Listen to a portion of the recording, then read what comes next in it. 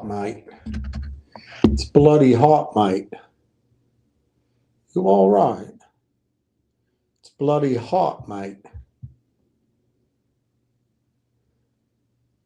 It's bloody hot, mate.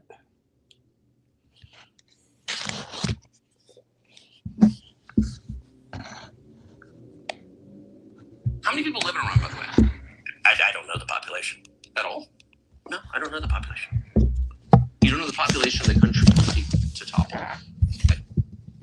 How many people live in Iran? 92 million. Okay. Yeah, how could you not know that?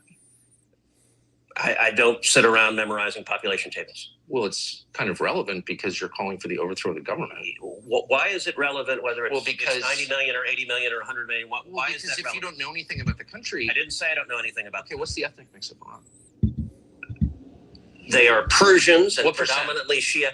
Okay, it's not even... You don't know anything about Iran. So, okay, I am not the Tucker Carlson expert on Iran. You're a senator who's calling for the overthrow of the government. You don't know anything about the country. No, you don't know anything about the country. You're the one who claims they're not trying to murder Donald Trump.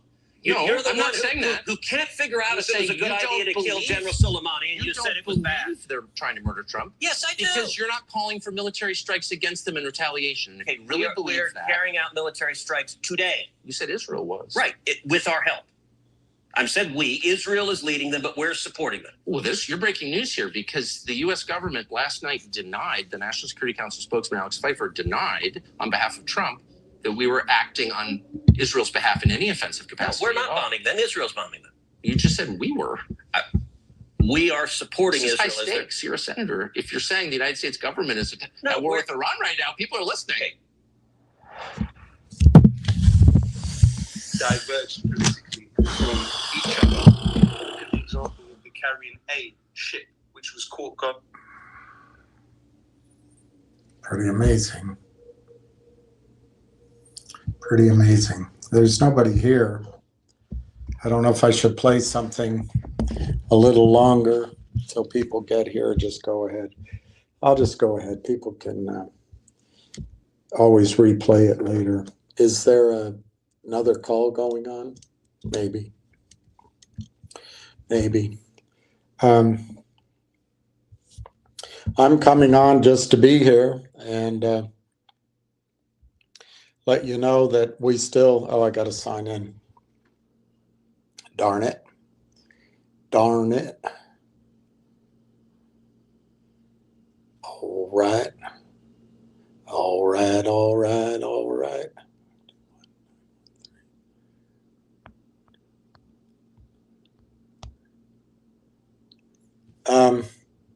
We are now up to 75 people and 2.8 million 660 2,860,000 shares that people have told me. Obviously, we're probably over 3 million if the handful of people they haven't said what they have.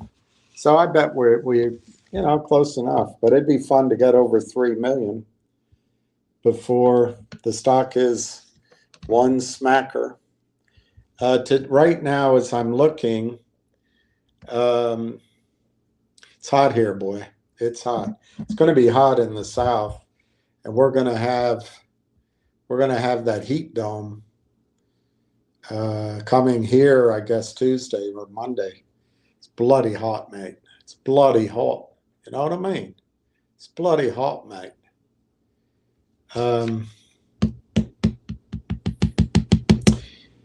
With this war in the Middle East, it's going to spiral out of control. There's no way to control it.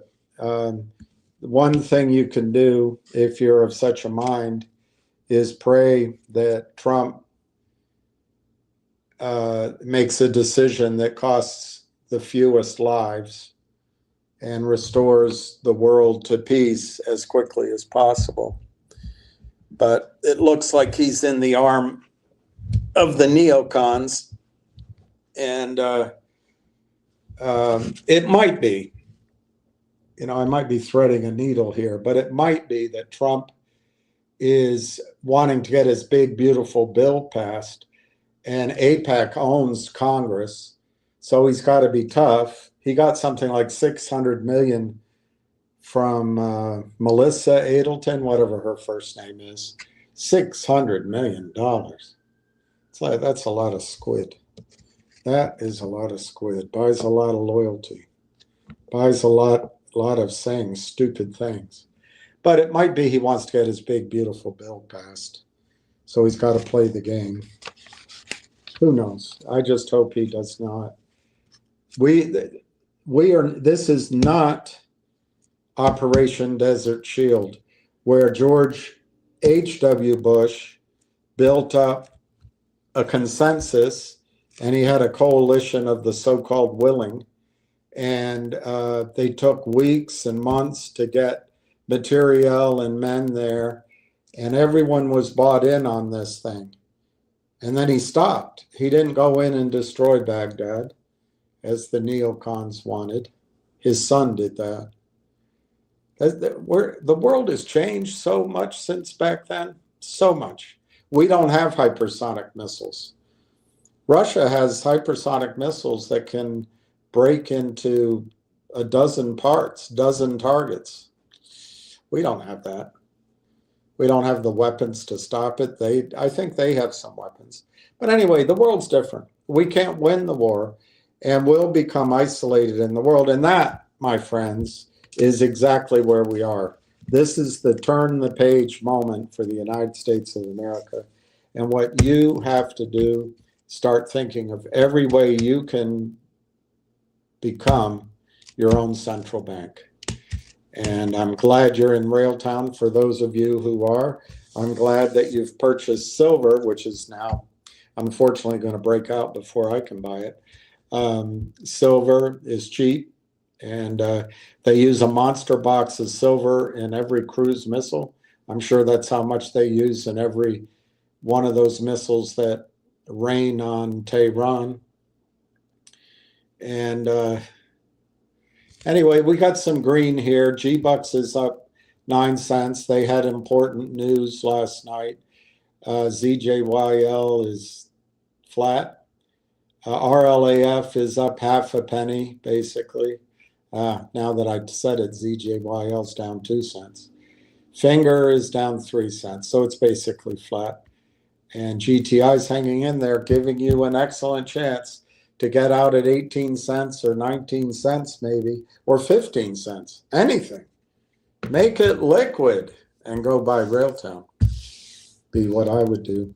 This is a good time to say that, again, I've said it every single day, week, and then I start assuming that everybody knows it.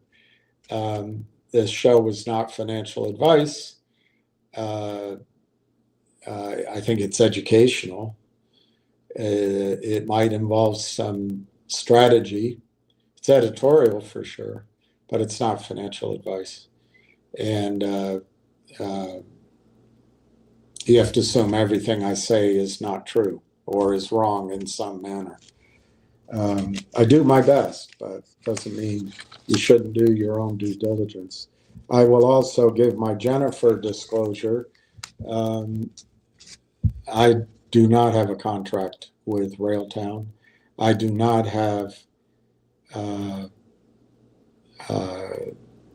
agreement to bring the stock to you in exchange for shares or cash or meals or hookers. I don't have anything with them. So I do own shares, but a lot of you guys kicking my butt. A lot of you guys have a lot of shares, which is great. I hope everybody makes a lot of money. Let me put down some of these numbers. Ralph, Yahoo volume says 29.5. Webull says 32. My most recent 1,000 not showing. Well, let's see what E-Trade says. Are you talking Railtown? I'm showing volume on Railtown of 206,480 shares. So you're saying Yahoo? I don't know about Yahoo. Weibo, maybe it's just because they only quote trades internally. Let me go to Yahoo and see what Yahoo says. Yahoo! It's going to be hot. All eyes on the dot plot as investors look to clues from the Fed. I'll tell you a clue from the Fed. We hate Trump. We hate Trump. We hate Trump. We hate Trump. We like Biden. We like Harris. We like AOC. All right, let me look at RLAIF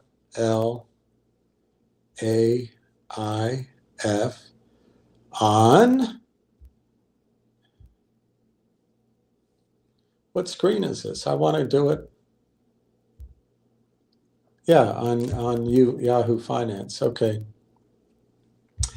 I show a market cap of 51 million. You're right. It shows 29,500 shares volume. I don't know why. If you go to OTC markets, let's make that the arbiter. OTC markets. Maybe Yahoo only quotes the real trades, not the crosses. I don't know how they do that. Yeah, OTC markets shows 184,434. And then Morgan Stanley is showing absolutely nothing right now as I look at it. Doesn't show anything. So let's look at G-Bucks. G-Bucks is almost 95,000 shares, 194 to 195. They had important news last night. We can go over that if you want to. Railtown all of a sudden doesn't even have a price. There it is. No bid at Morgan Stanley. That's weird. Is something odd going on with old Railtown?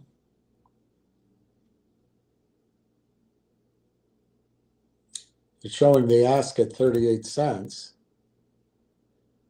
but they're not showing. Let's see what Fingers volume is. Fingers volume is 133,000 shares. Let's see, go back to Railtown. It's weird. It was just working. Oh, anyway, let's move on. Red Pepperoni. 3 orders in on Rail. Good for you, Steve. Stan.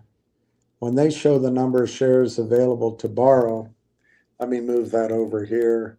Let me let you guys have your running tally. When they show the number of shares available to borrow and cost to borrow. No, I don't know for sure, Stan, but I think that rebate number is what they pay back to the broker, to your financial advisor. It may be it's what they pay back to the office or to the region, but I think they would charge the borrower, I don't know, charge the borrower 30%, and if the rebate's 10%, 10% comes back across the broker's gross and split it with a house. That's how I would initially think that's what that is, but I don't know for sure. When I left, that was not a standard practice. But I think the rebate is what goes to the broker, but also to the house. In other words, it doesn't all go to the prime broker. It doesn't all go to the stock loan desk. And that gives, everything needs to be induced. That would give the brokers, the wealth advisors, a reason to make the call and say, why don't we lend out your shares? And then that helps any kind of tight problem that the stock loan desk is having. So it works to their advantage. to pay, making it up, pay 30% to borrow shares, and then the rebate.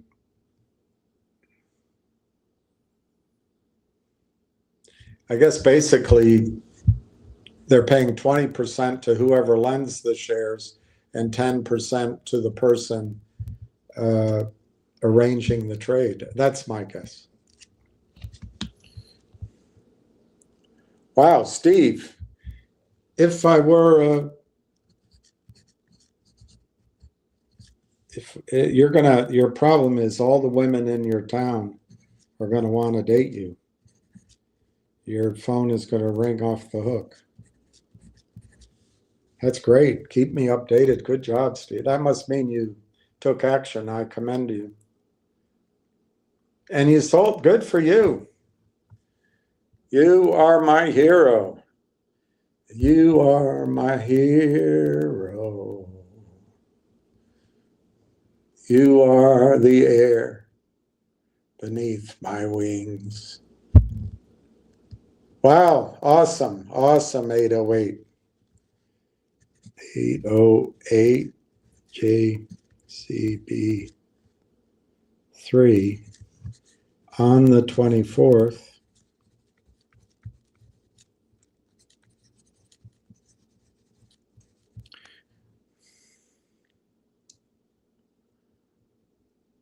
All right, scratch off the old total. Giuseppe Ingrao, 27,600. Awesome, awesome. Hey, Darren. Down here in Texas, everything is hotter, bigger, taller, prettier.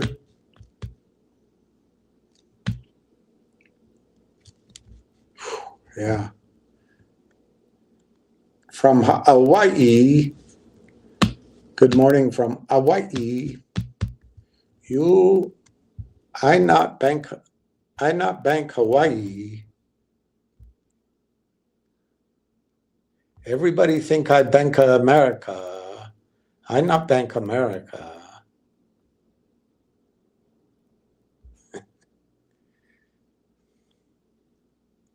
That's a good job you did, Steve. That's pretty impressive.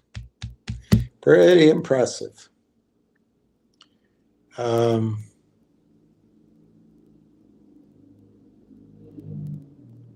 can't get a quote on Railtown. I have no bid.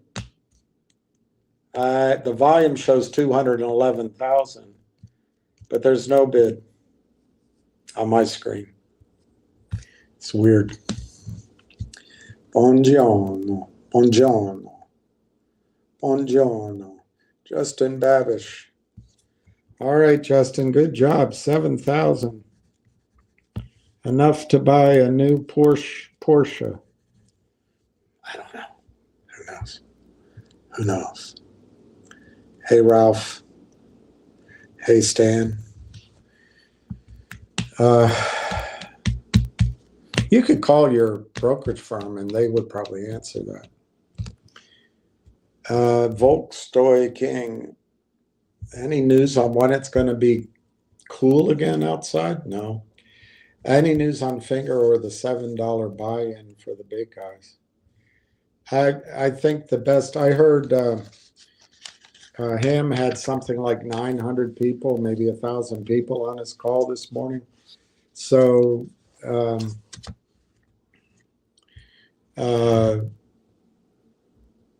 you can go get a copy of that. And I'm sure he talked about G-Bucks and Finger both. And hear the scoop. He doesn't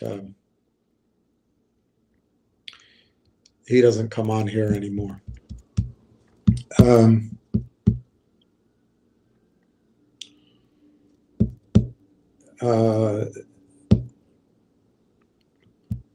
You ask if there's news on Finger. I wonder what possibly it could be. Earnings are still a ways out. They raised money. They announced the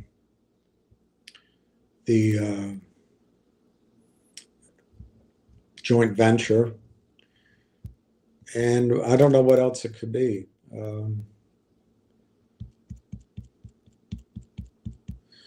But anyway, I don't know. I don't know if there's any other news. Good job. Good job, Steve. And look, if it goes up in the next week and Railtown's flat, well, you know, you did the best you could. But my guess is you're going to see Railtown up, I think, before July 4th. But whenever it gets so close, I start going, oh, gosh, maybe it's going to be another week. Maybe it's going to be another 2 weeks. That's the hard thing about making predictions. It's about the future. 37.5. Okay, let me see if I can get a. See if I can get a bid now. No, I've got 0 by 37.99. Weird. Anyway, it'll catch up. The heat is getting me. Let me have some water.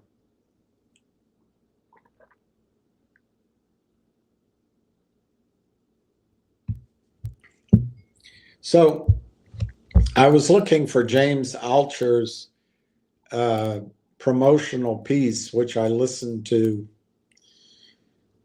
3 times. I never got all the way through it. I couldn't find it. There, now I have a bid. Now I have a bid, David. 37.5, 157,000 shares, 510 bidding. I think we know who that is, Steve. 157,510.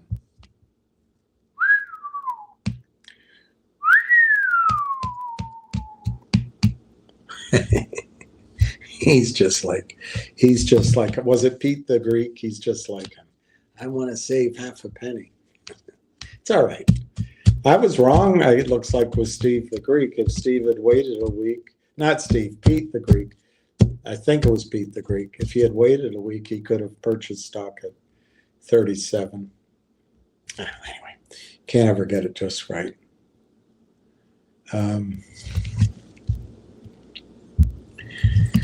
I think Finger might trade up next week after options expire. They might close Friday under 2. Ooh. They could, I should look at a chart, but they could pin it at $2 or 201. So there's some exercises that they could take advantage of. Or they could get it.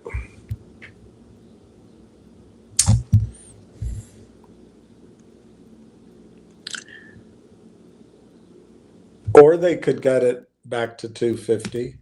But I think you're right. The most logical place to pin it would be $2 to take premiums. And that's a lesson for people.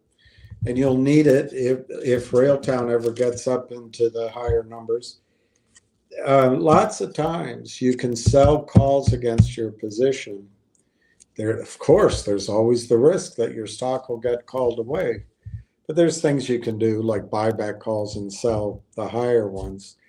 But it's a nightmare to get out of that situation. Sometimes it's just better to let it get exercised and then reestablish the position.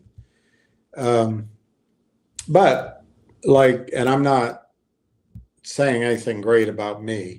I'm just saying I know I suggested it. To those of you who could have sold calls when the stock was $5, I remember the 6s or the 650s being 40 cents on the bid. Now I might be slightly wrong, but you sell 10 10,000 shares worth, you sell 100 of those, that's $4,000.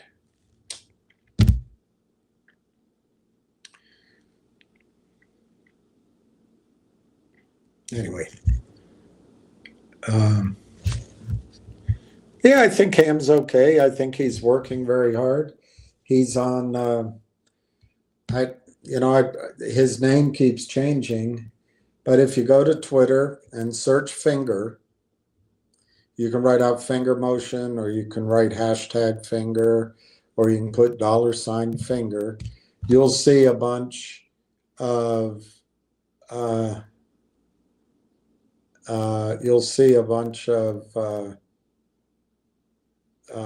postings, and many of them will be from Ham.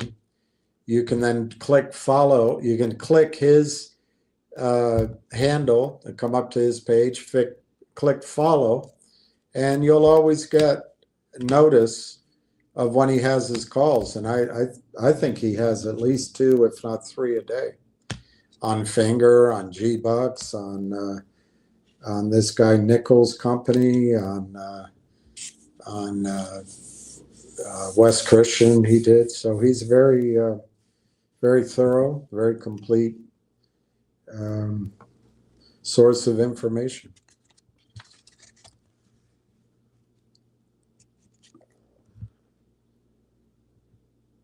Oh, good for you, Steve. I like what you're doing. Down to 7. 7's a good number. 3's better if you really have 3. 12 is, I think 12 is probably the most. If you're buying mutual funds and ETFs, maybe you go up to 20 positions. But in terms of stocks and things you have to really understand and study, it's just too hard to keep up with everything. Unless you have a team and a crack staff like Donald Trump used to.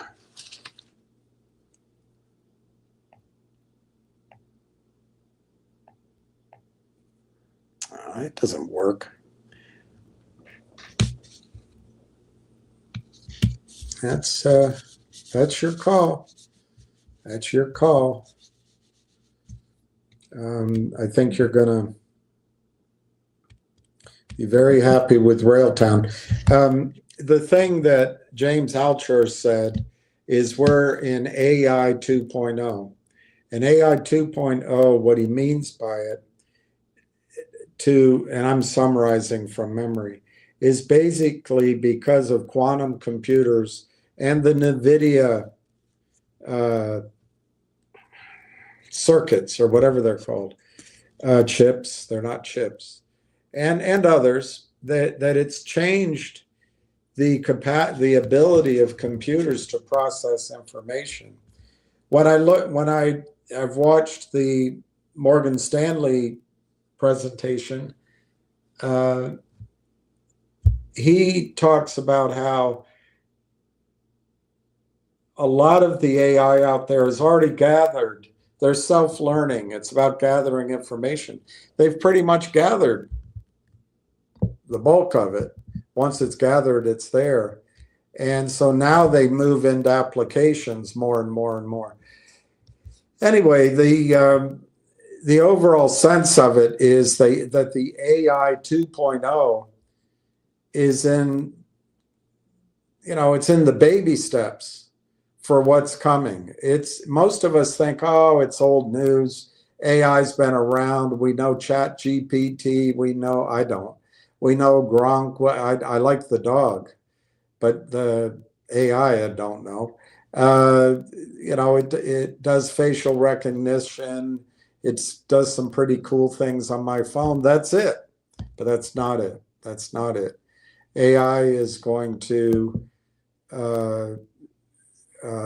become part of our war machine. It'll be part of our healthcare system.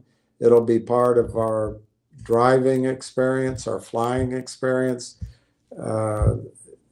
probably our food systems, but it'll also be in a lot of what we do. I've noticed a lot of AI videos on YouTube, and they're going to keep getting better and better and better. So AI is just in the initial stages of marrying itself to quantum computing, basically.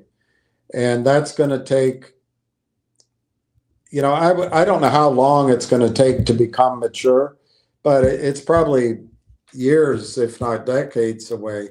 But the scramble to claim the beachhead, the scramble to spend money and just invest, I don't know. That'll probably last, subject to any market crash, that'll probably last a couple of years, maybe less. Let's say till the end of next year, and then we'll read it from there. But as all these people that manage your money fall all over themselves to buy AI, and Microsoft and NVIDIA and Apple and Amazon want to buy AI, and Verizon and Comcast is crap right now. I don't know, what's that purple one? Can't think of it. But all of the telecommunications and computer database companies are going to want AI and the next stages of it. Railtown just spent 5 years, round numbers, 5 years, $10 million on the second time to the rodeo, not the first time. It's got a background of guys that have done it all before. And they finally had their R&D, which they created conductor, lang tracks, rail tracks, and some other thing that looks like it says shredder. I don't know the magnitude of these products. They haven't talked about it yet. But one of them, conductor, it stood out so much that Railtown, when they joined the AI partnership network, the leaders of that network, the founders of that network, and then a lot of the companies said, hey, we want to sell your conductor. We think it can add to our sales, enhance our products, and we'd like to license it, basically, and let's work together. Next thing you know, they're buying the company.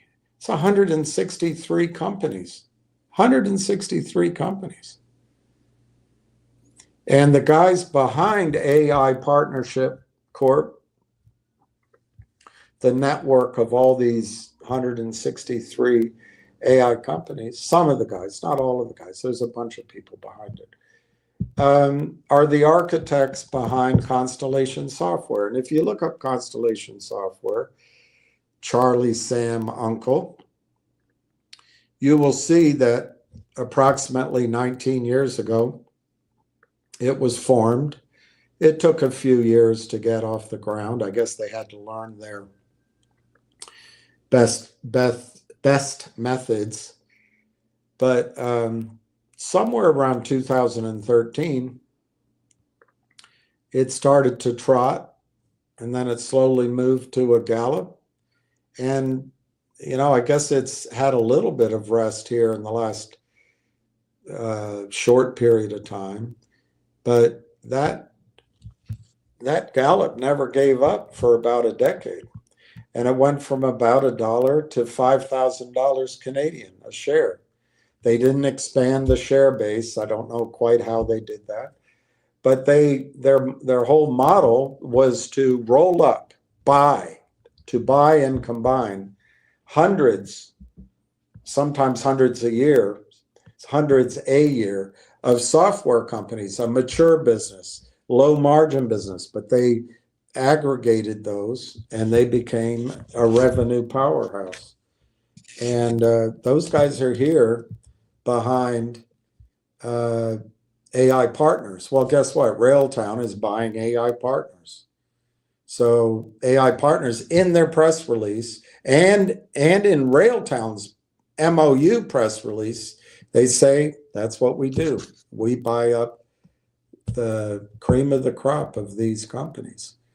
And why not? The guys who did Constellation Software are here, or some of them. And AI has huge margins, not low margins. AI 2.0 is, according to James Altucher, is in its very infant steps of the next bull run. And that was confirmed when a friend of mine at my old office sent the Morgan Stanley analyst's opinion of it, pump up piece on AI. It's very interesting. So we have a chance to get into it. And I know we're reluctant because why? It's just sitting here. We don't really believe it's going to go up. They had announcements. It should be higher. Well, the problem is it doesn't matter what you do. It really doesn't.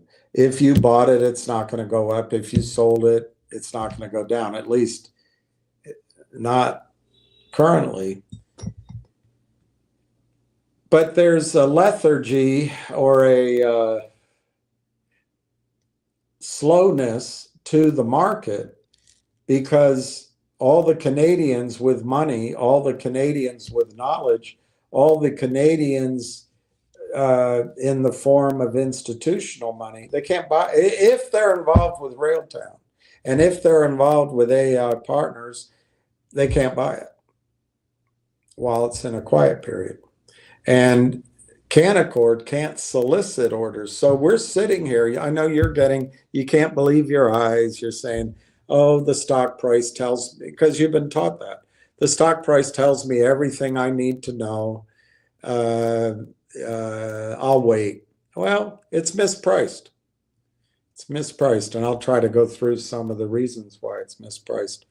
But the biggest thing is when they finally announce February 11, 2025, they announced they entered into a memorandum of understanding to acquire AI Partnerships Corp, the network of 163 companies, with the specific business model of collecting the best of the best and then rolling up the cream of that crop into the mothership.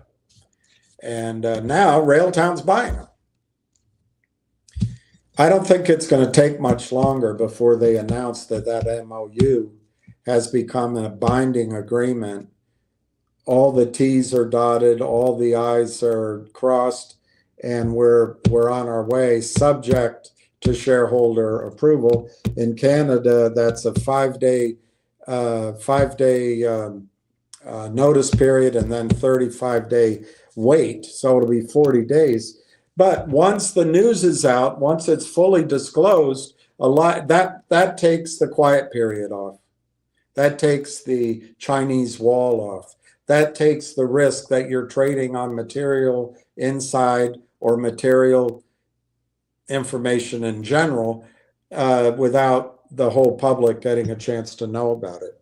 And buyers will come in. I think some of the institutions will have to wait till the end of the shareholder vote. But remember, insiders own 53% of this company. 53%.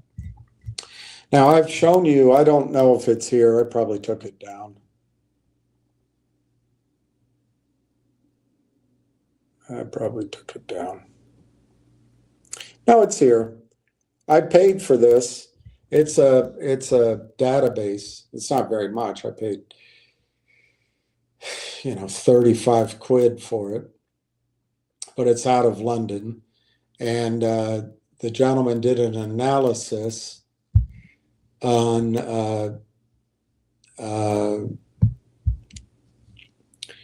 91 AI merger and acquisition deals from 2018 through 2024. He broke it down into many categories: search engine AI, large language model vendors AI, legal tech AI, fintech AI, human resources or homeroom or home run, technology AI, computer vision AI, health tech AI, cybersecurity AI, marketing tech AI, data intelligence AI, infrastructure AI. And over that time frame, it looks like before the thing that we all had to adjust our lifestyles for, Biden becoming president by cheating, and then the women in his office running his signature. It's great. It was one of the best things that ever happened to America. But anyway, it looks like in 2019, when the money was flowing like wine and there was all sort of stimmy checks out there, the multiples were their highest. But then they came down, the economy slowed. They came back in 21. They were essentially back down a bit, 22 and 23, and they jumped in 24. On average, across 91 deals and 5 or 6 years, the multiple paid for revenue in merger and acquisition deals was the highest for large language model vendors, which I would argue Railtown leans to that side of the spectrum. But anyway, the highest was essentially 55 times revenue. The lowest was computer vision, whatever that is, and that was 13 times revenue.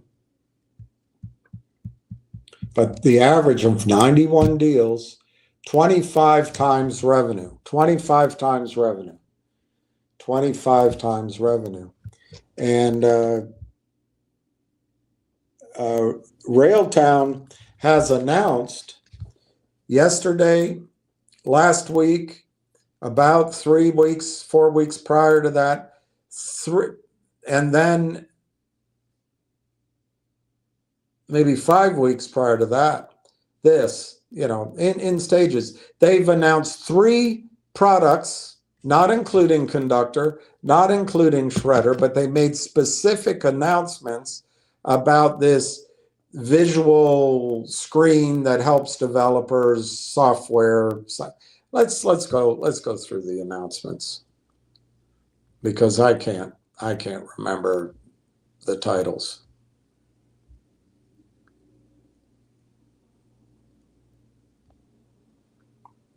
Okay. So in November, they announced a marketing agreement. For those who speak to Jennifer, this is where you pay people to promote your stock. It's what they do on Wall Street. You pay people to market your story. You give them cash, you give them shares, you give them warrants. Happens all the time on Wall Street. So they announced a European marketing agreement in November last year. On 12/10, December 10th, Railtown AI accepted into the AMD, Advanced Micro Devices Partner Network, to accelerate AI-driven innovation. Huge, huge.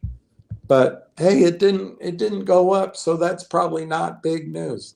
It's really big news. Railtown AI on 12/11, Railtown AI to present at the Artificial Intelligence in British Columbia demo night. And then, oddly, a week later, December 18th, Railtown AI joins AI Partnerships Corporation affiliate network. Let's see what they said on that announcement. AI Partnership Corp, AIP, is a global network of AI SaaS affiliate companies that fosters collaboration between innovative AI companies and enterprise seeking cutting edge artificial intelligence solutions. Through its affiliate network, AIP connects its forward thinking affiliate organizations, enabling strategic partnerships and expanding market opportunities for AI innovators. By joining the AIP affiliate network, Railtown AI gains access to a global ecosystem of over 165 affiliate companies, which includes enterprises, technology leaders, and partners actively seeking and delivering AI-driven solutions to end-user clients. This opportunity, just joining them, will further expose Railtown solutions to an adaptive customer base that are seeking innovative AI products and services. Quote, "We are thrilled to join the AIP affiliate network and be part of a collaborative ecosystem driving AI adoption worldwide," unquote, said Corey Brandolini, co-founder and CEO of Railtown AI Technologies. Quote, "This invitation reflects Railtown AI's growing leadership in leveraging artificial intelligence to address real-world challenges in software development. Through this partnership, we look forward to expanding our reach and helping more companies accelerate their development process." Tom Core, Tom Core, CEO of AI Partnership Corp, said, quote, "AI Partnerships Corporation is proud that Railtown AI Technologies, Inc. has chosen to join the AIP affiliate network.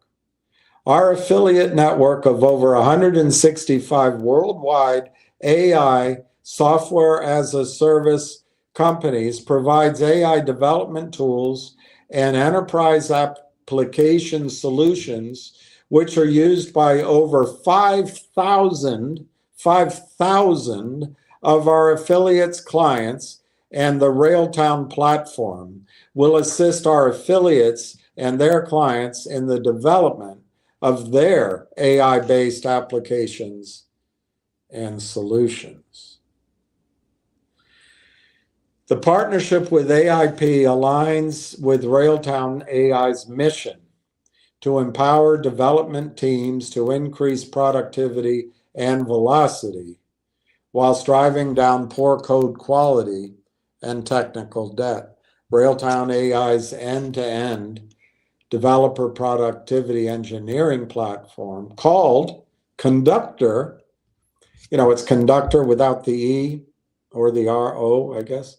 It's Conductor, so it's Conductor without the O. And it's really clever. It's trademark, CONDUCTR, emphasizing the R in Railtown, I suppose, is already delivering. Railtown AI's end-to-end developer productivity engineering platform called Conductor is already delivering measurable value to development teams across industries. What do you think that means? Dun, dun, dun, dun, dun, dun, dun. Dun, dun, dun, dun, dun.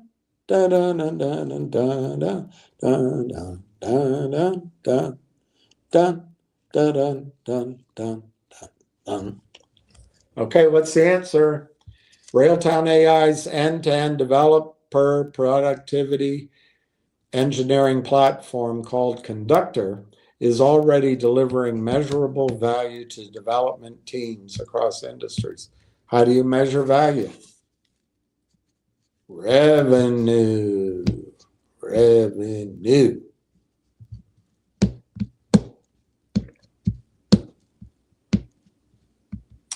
AI Partnership Corporation connects its affiliate network of AI-based solution providers with enterprise-level opportunities through partnering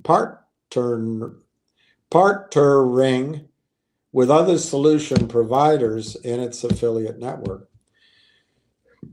Through its affiliate network, AIP bridges the gap, mind the gap, between advanced AI technologies and organizations seeking to enhance operations, solve challenges.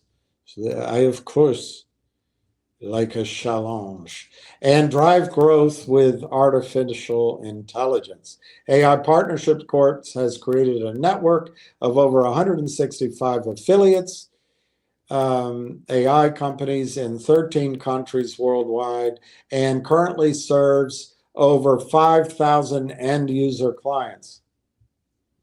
That's just for shites and giggles. Let's just take 400 million, the rumored but substantiated annual revenue that AI partners together are creating. Let's divide that by 5,000. So in other words, they have 5,000 end users who on average spend 80 grand a year. Is that achievable? I think so. I think so. Let's just do another thing. Railtown they've announced 3 products. They have 2 more, so that's 5. They've announced 2, let's call them licensing, I don't know, that partnership agreements. So let's call that 7 altogether. Let's assume those 7 will generate a paltry $80,000 a year in revenue. 80,000 is very small, times 7, 560,000 a year, times, I'm going to use, since I'm going so low, I'll use 150 times revenue. That's 84 million divided by 150 million shares. This is so puny. 56 cents a share. So that doesn't prove much, does it? But it's all guesswork. Vanden Plays got 7,700 shares. All right.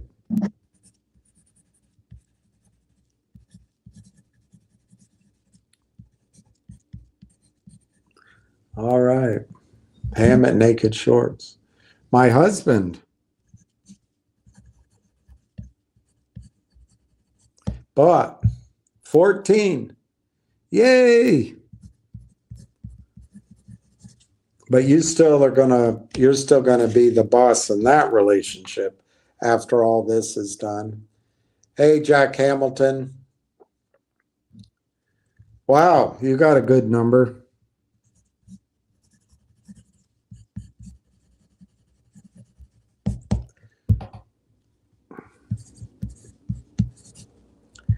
And Delta Dawn, what's that flower you have on?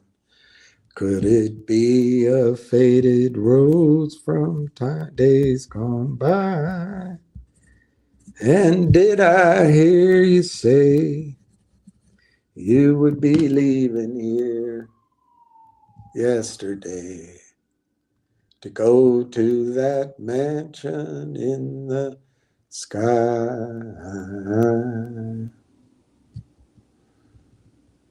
Something like that. This is good, guys. We're probably, because of Steve,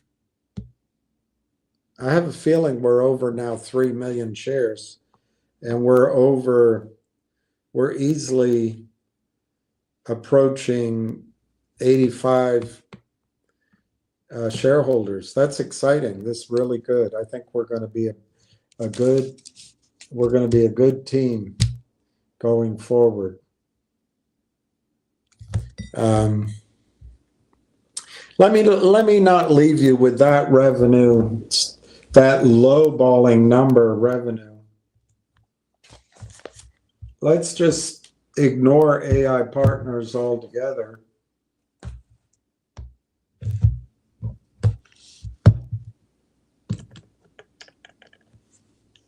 That's a Norm Macdonald joke.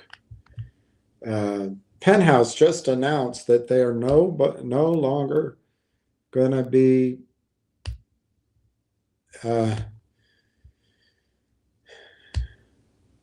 showing pictures of women in the nude. And then he goes, I guess you could say they're doing away with girls in their altogether, something like that. All right, so they have 4 products.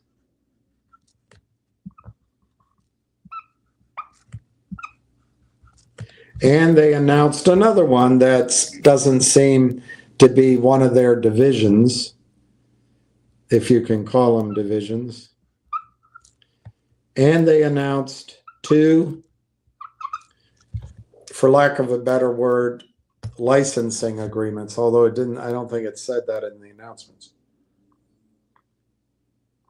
They announced 2 revenue generating tie-ups, but they didn't give any target for each of those.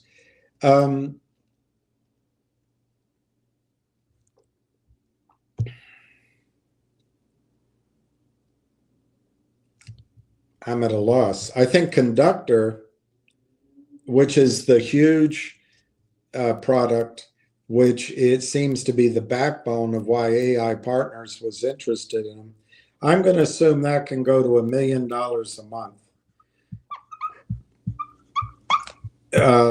Let's say on an annualized basis by the time they leave this year. The other 2 they just announced,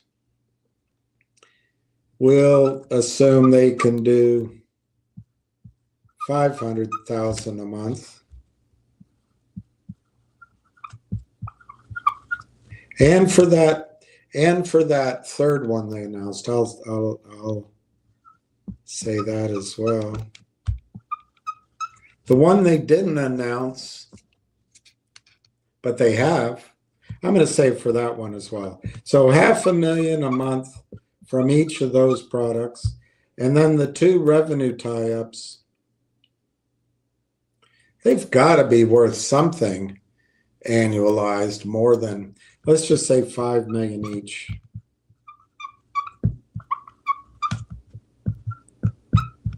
We don't know.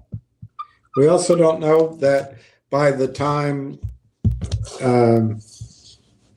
the summer is in full bloom, they might have more tie-ups. They seem to be a popular dance partner.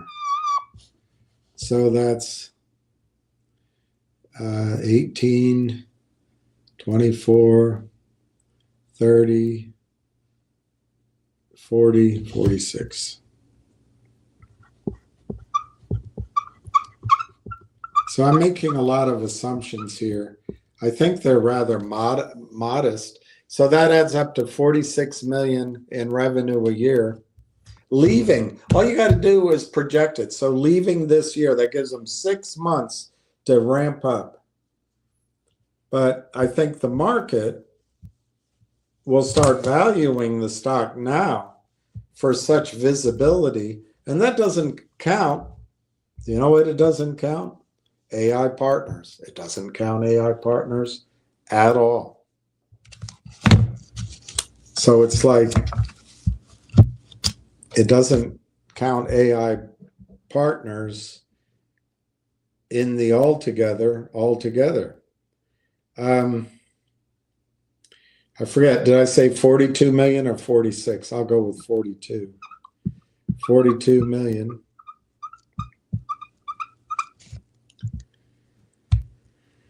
And we'll do it.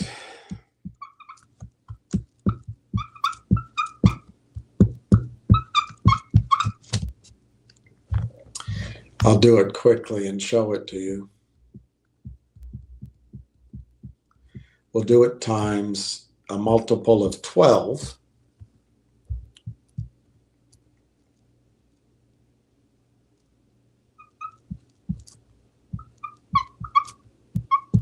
So that makes the company worth $500 million. And we'll divide by 150 million. You know, we don't know. All these things will become clear. So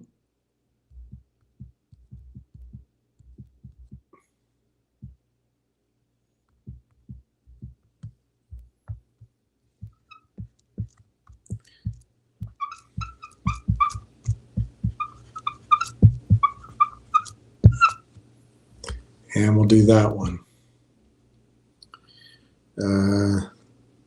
Give you three scenarios.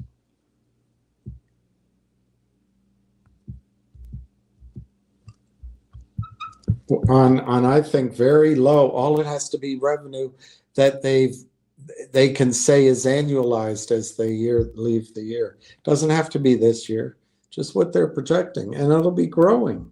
That's why the multiple's so high, because it's growing.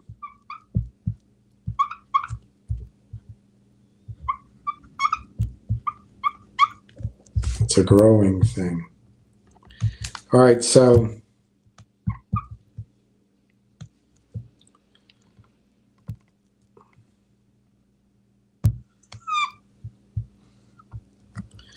I'm going to have an answer for you very quickly.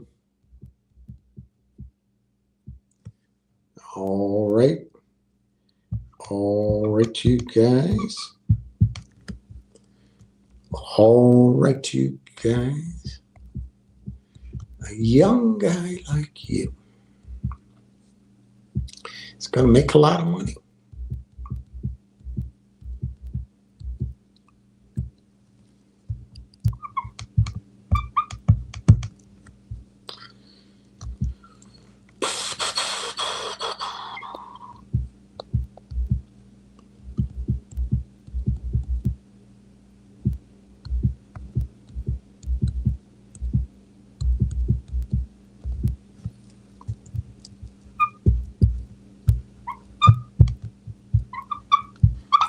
All right, we'll take that. We'll get a different color now. And then we'll say, what's this?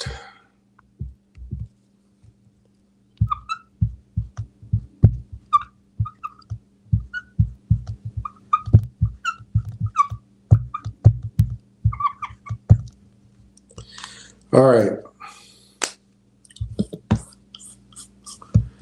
If we assume 42 million in revenue as an exit number this year, and that doesn't include anything out of ARP, and we multiply that times 12 as a multiple, 25 as a multiple, 50 as a multiple, you get $500 million, $1 billion, and $2 billion as your market enterprise value.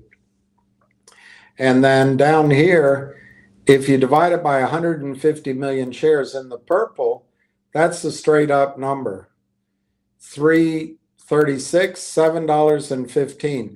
So at an extremely low valuation, low as heck revenue estimate, $3.36, basically 9 times from here. If you use probably the very reasonable multiple, you get $7. If you use the high end of that multiple we saw, you get 14. But remember, overpaid wankers are talking about 100 and 150x. Well, if you don't like those, divide them by half.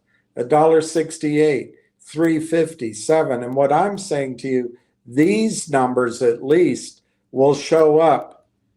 These numbers will show up as soon as the buyers can come in, because they are doing these kind of calculations, but they have an advantage over us. They know what the revenues are. They know what the market studies are. They know who the customers are. They know the revenues already in. They know which contracts are in the hopper. They're going to be able to do spreadsheets galore. And so those numbers, I think, are going to prove to be low.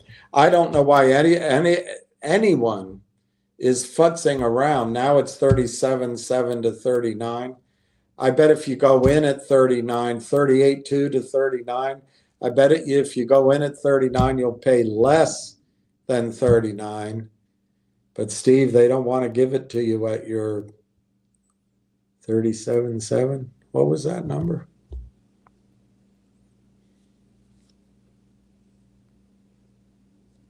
No market depth. It's doing some decent volume. All right, ZJYL 69 cents. 67 is great. The way I always justify that, Steve, in my head, back in the day, you would have paid as much as 6 cents a share commission. You might have been able to negotiate down to 3 cents. So, the difference between 69 and 67 is commission. That's how I rationalize. G-Bucks up to 199. We can go over that news. Bloody hell. Someone woke up. GTII is down to 13.5. I give great credit to Julie Kim and Mr. Mall. Great credit. Bravo. And fingers down a nickel. But, essentially flat. We're going into Juneteenth tomorrow.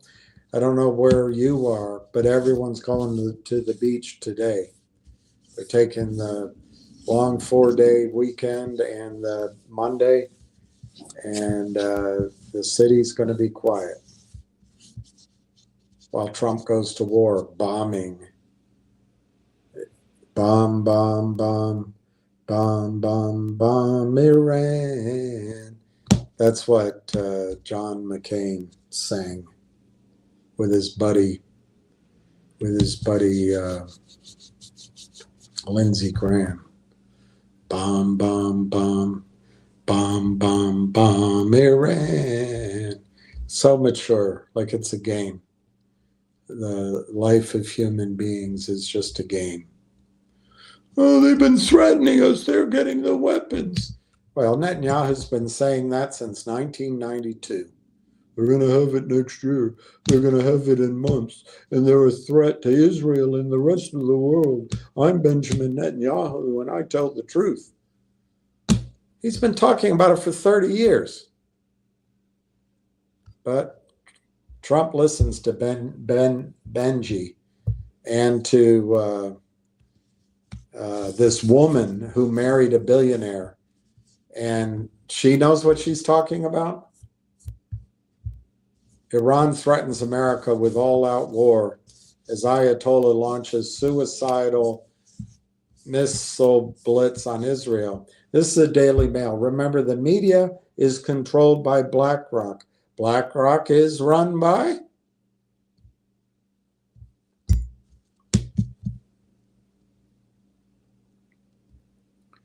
here, how about I give you a different name? How about a different name of a overpaid wanker?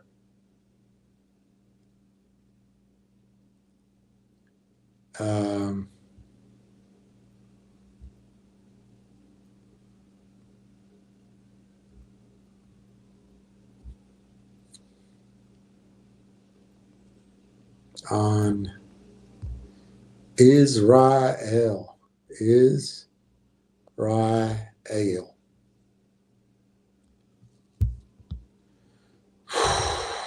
Let's see if we can get it in a video so you can hear it.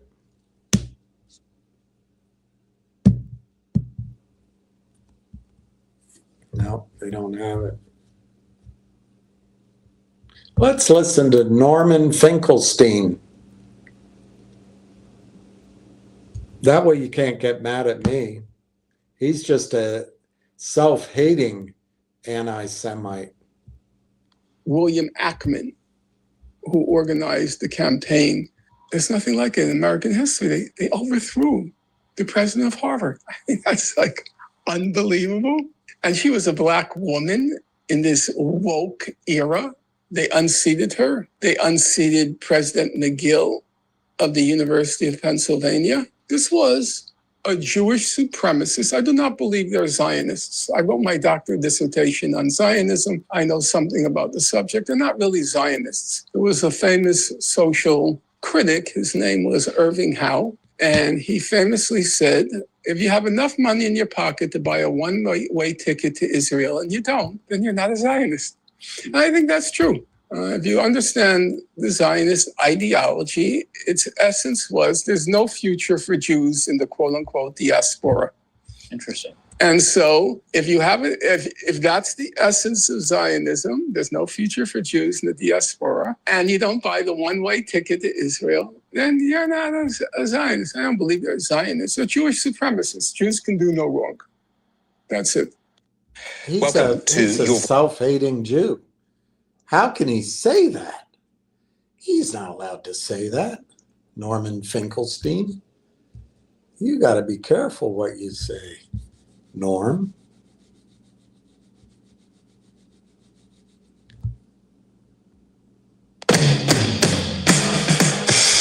The rich. Bill Ackman, it's a different thing. Bill Ackman, he has a trophy wife. You know, this really vivacious, beautiful Israeli woman. And she's a former Israeli pilot. You know, and so you can imagine her saying, you know, to Ackman, do this and do that. And he's a complete thug. It was really quite astonishing. This guy, they're so arrogant, the rich. You know, sometimes you can have a rich person who has some humility. He takes upon himself, he has the right to decide who's going to be the president of Harvard. And he's going to decide. Christine Gay has to go. They got rid of her. They got rid of McGill at U of P. They got rid of Shafiq at Columbia. Their arrogance. You know, there was a book written by William Fulbright about the United States in the 1960s. It was during the Vietnam War. And the book was called, it had an influence on me. It's called The Arrogance of Power. The arrogance of these billionaires. That they decide who's going to be the president. You know, so his motive, I think, is a little bit different. They've destroyed. They've destroyed. I can't believe this guy is saying the billionaire Jewish. You can't say that. You can't say that they control who's going to be president. You can't say that. All right, so I can't find a video on what I wanted, but I can find New York Post.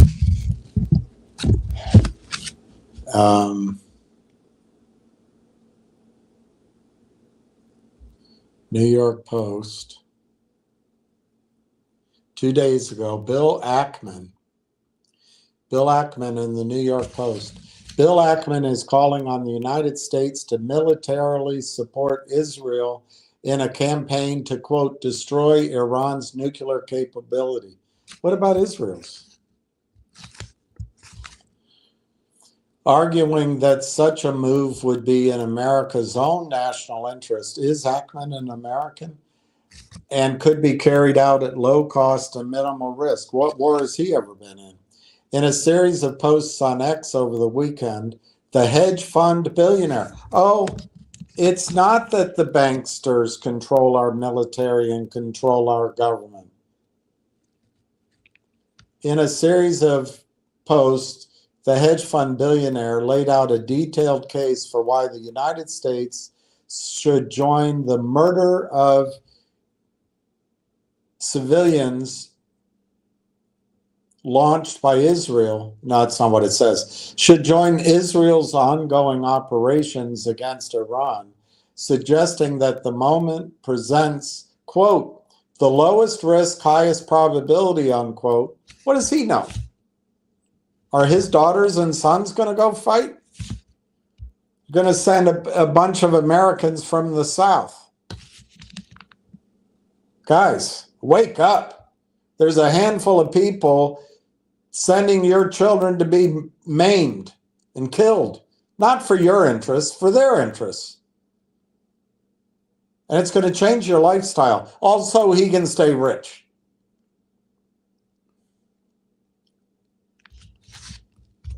So it's an opportunity to eliminate a threat that some claim has endangered global security. Quote, the parade was great. Our military is incredible. And now Israel needs our help to destroy Iran's nuclear threat to the world, unquote, Ackman wrote on Saturday. That's the news.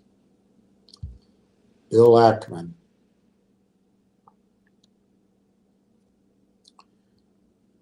I'm so proud to be an American, where at least I know I'm free, as long as I don't question the banker's authority. And when I stand up, they'll cut me back down. So I'll learn to be happy.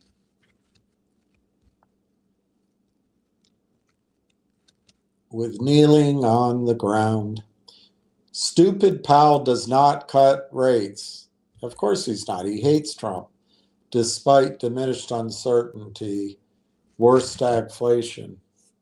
Near total internet blackout as Iran, as Israel has control of the skies. The first news you hear from the front, probably not true, but maybe they do. Fed Chair Powell explains why he's not stupid.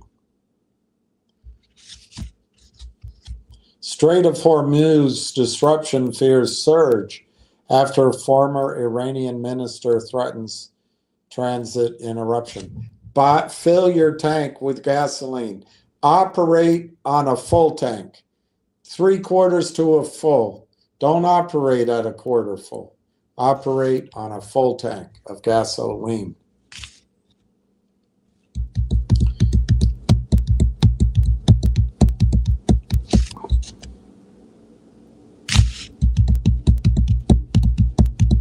Metal is flowing to the Far East. Platinum makes new high. All right, let's read for John. Let's read about platinum.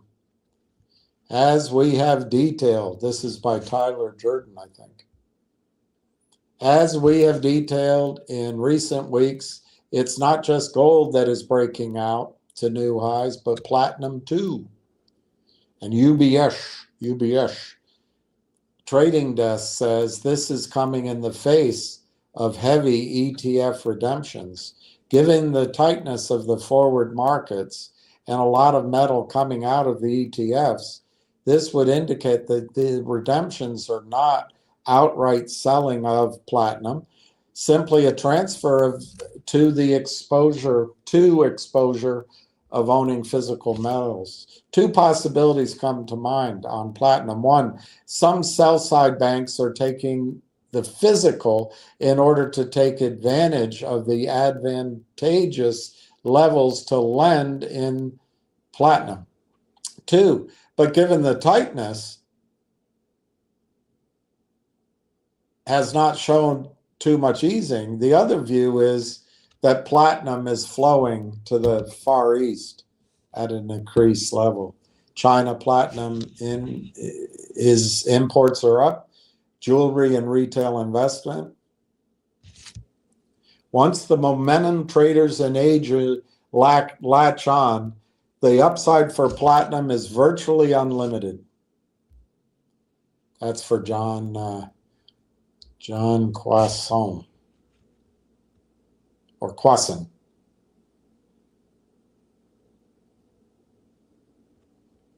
Reports of warplanes seeking to strike Ayatollah as Israel has hit 1,100 Iranian targets.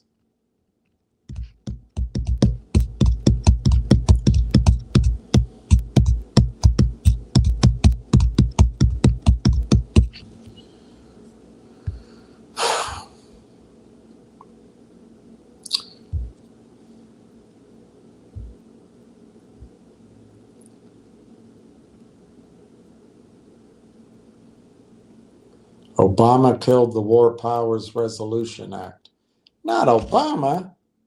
He's a good man. He's a peaceable man.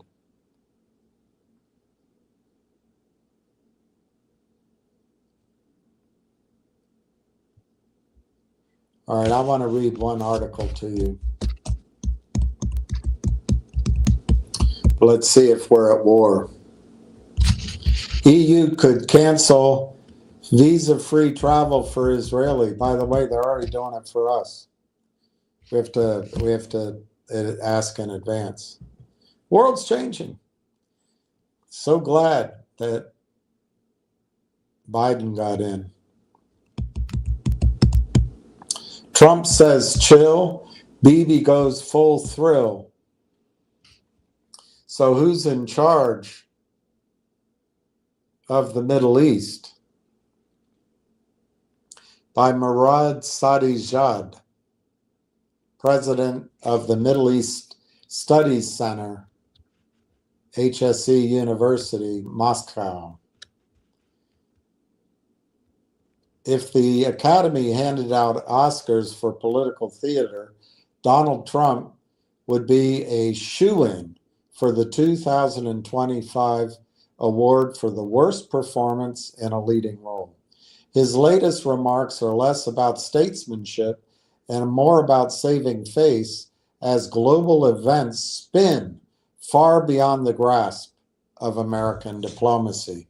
And the harder he tries to project himself as a deal maker, pulling strings behind the scenes, the clearer it becomes. Western dominance is cracking, and Washington is reacting more on impulse than strategy.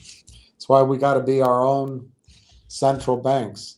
The latest flashpoint, the 2025 escalation between Israel and Persia, has exposed the crumbling illusion of American leadership, despite Trump's claim that he, quote, convinced, unquote, Israeli Prime Minister Benjamin Milosevic, or whatever his real name is, not to strike Iran. The facts tell a different story. Netanyahu brushed off the advice and launched a sweeping assault on Iranian targets, not just military, but symbolic. In one bold move, Netanyahu derailed already fragile nuclear talks between Washington and Tehran, revealing exactly who sets the agenda in the region now. Faced with this reality, U.S. leaders had two choices: admit their influence over Israel had faded, or publicly support the strikes and cling to the image of leadership, even if it meant further undermining their credibility as a neutral arbiter. Unsurprisingly, they chose the latter. Backing Israel at the expense of diplomacy with Iran has become business as usual. Washington isn't conducting the symphony anymore. It's trying to stay in rhythm, while the conductor's baton is in someone else's hand. That's conductor spelled with an O. With an O, conductor's baton. So when Trump talks about having leverage over Israel, it sounds more like community theater than statesmanship. Even he doesn't seem to believe the part he's playing. In 2025, once again, the United States isn't leading the charge. It's being dragged along. And the more American leaders insist everything is fine, the more obvious it becomes. The age of Western supremacy is fading. in a blaze of theatrical flair that rivals Trump's own off-script improvisations. A close look at Trump's statements and those from his administration in the wake of Israel's strike on Iran reveals a paradox. While the United States officially opposed escalation, it did nothing to stop it. Why? Because the political cost at home was too high. In an election year, Trump couldn't risk a fight with one of the GOP's most reliable bases, pro-Israel voters, and the powerful lobbying machine behind them. Trump tried to play it both ways. On the one hand, he said, it wasn't a surprise to me, and claimed he neither endorsed nor blocked the strike. But just days later, he boasted, quote, I talked to Bibi. He promised not to do anything drastic. We held him back, unquote. That's a crucial detail. At least on the surface, the Trump White House wanted to avoid escalation. But once the missiles flew, Trump pivoted hard. Quote, Israel has the right to defend itself. After they unilaterally start a war? Quote, the U.S. wasn't involved in the operation. Quote, but if Iran hits us, we'll hit back harder than ever. This about-face reveals just how little influence Washington had. We don't have any influence. We don't have troops there. We don't have a coalition of the willing. We don't have enough missiles. We don't have enough Jeeps. China makes our Jeeps, or Turkey. Turkey makes our Jeeps.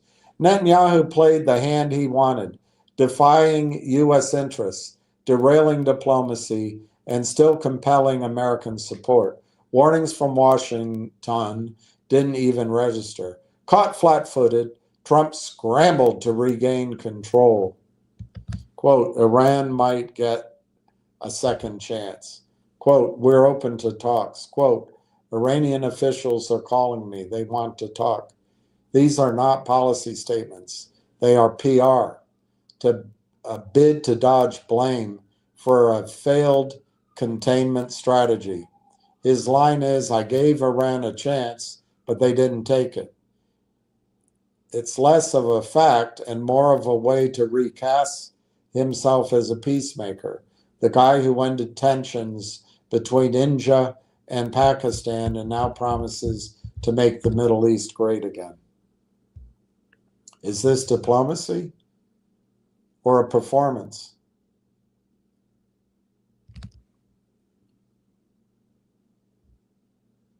In the end, Israel got what it wanted. The U.S. got sidelined.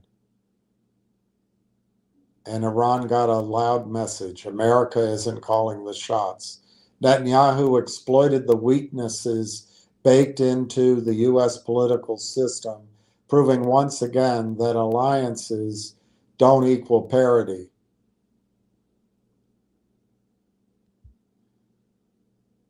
The truth is this: Washington is now playing by rules written in Jerusalem. What comes next? The U.S. is in no mood for another drawn-out Middle Eastern war.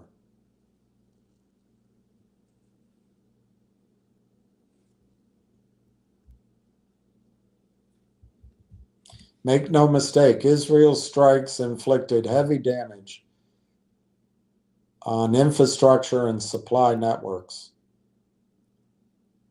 But Iran's retaliation, a massive drone and missile barrage on Israeli territory, was a shock to the Israeli public. It caused serious destruction and considerable casualties, raising questions about Netanyahu's gamble. In Iran, the regime faces mounting economic pressure and growing public frustration.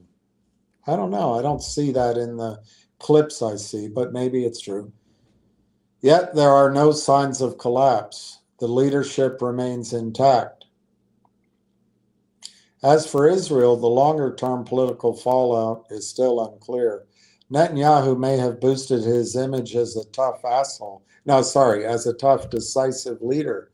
But if talks between Washington and Tehran resume and produce even a temporary agreement, Israel could be isolated. Netanyahu's open friction with the Biden administration over Gaza and Iran may come back to haunt him. Regional powers like Turkey, Saudi Arabia, the UAE, and Qatar are stepping up.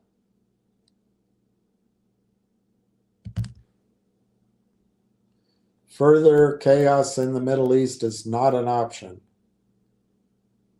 Despite the intensity of the current standoff, the likeliest path forward remains a tense but managed de-escalation. Neither Iran nor the United States wants war. Israel, meanwhile, is walking a tightrope. The chicks want to move back to Brooklyn, taking their family with them, trying to look strong while navigating a shrinking space for unilateral action.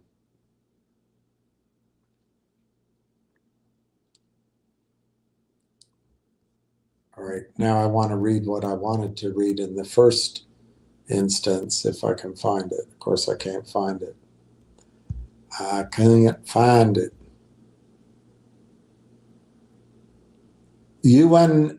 UK ambassador, no evidence of nuclear threat from Iran. I don't care what he says.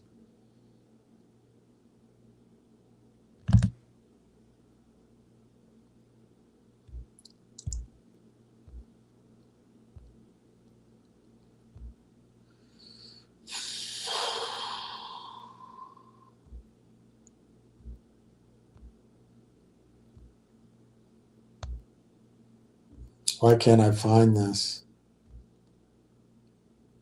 Why can't I find it? All right, let me look this way.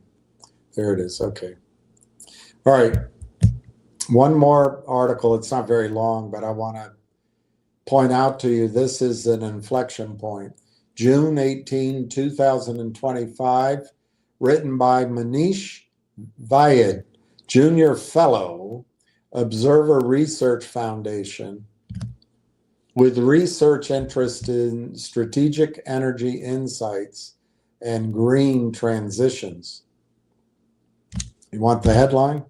Say goodbye to cheap oil.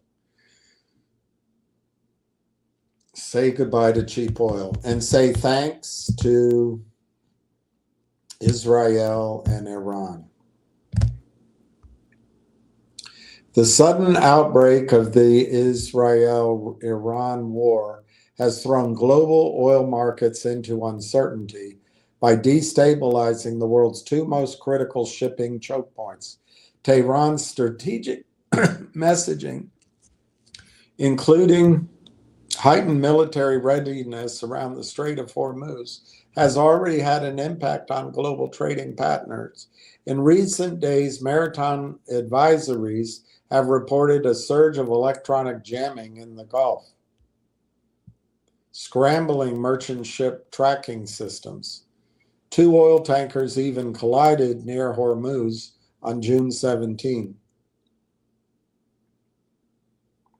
causing a fire and the evacuation of a crew, but no oil spill. The incidents highlight the razor-thin margin for error in a waterway that routinely carries 18 to 20 million barrels of oil per day, nearly a fifth of the global trade. That's what I thought. 18 to 20 million barrels of oil a day. While Iran's actions may be aimed at deterrence, the regional risk perception is real. Historical precedent shows that even the suggestion of closing the Strait of Hormuz can send global oil prices soaring. Shipping routes remain on edge amid ongoing airstrikes between Israel and Iran. Merchant vessels have reported navigational interferences near Bandar Abbas, a strategic Iranian port.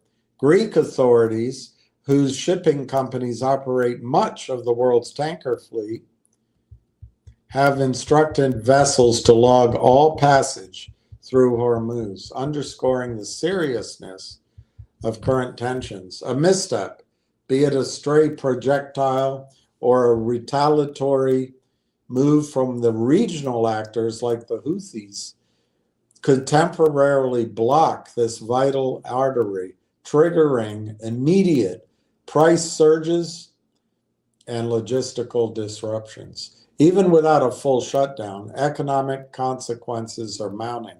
War risk insurance premiums for Gulf-bound tankers have surged.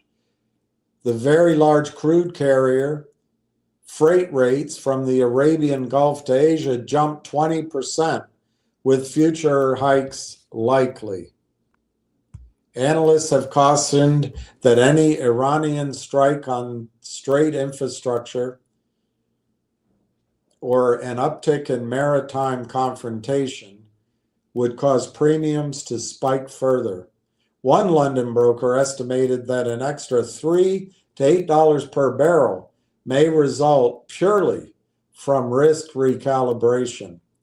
These hidden costs are inevitably passed to consumers and energy importing nations already grappling with inflation.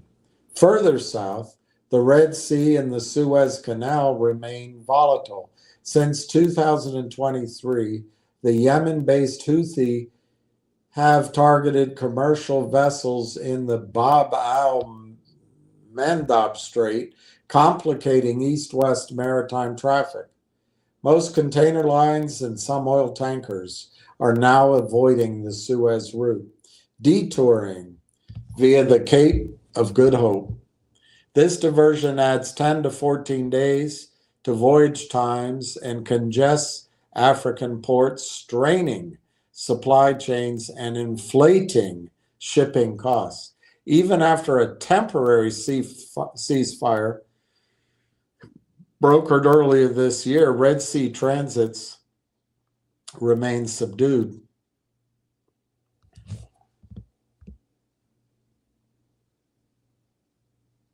Talk about insurance.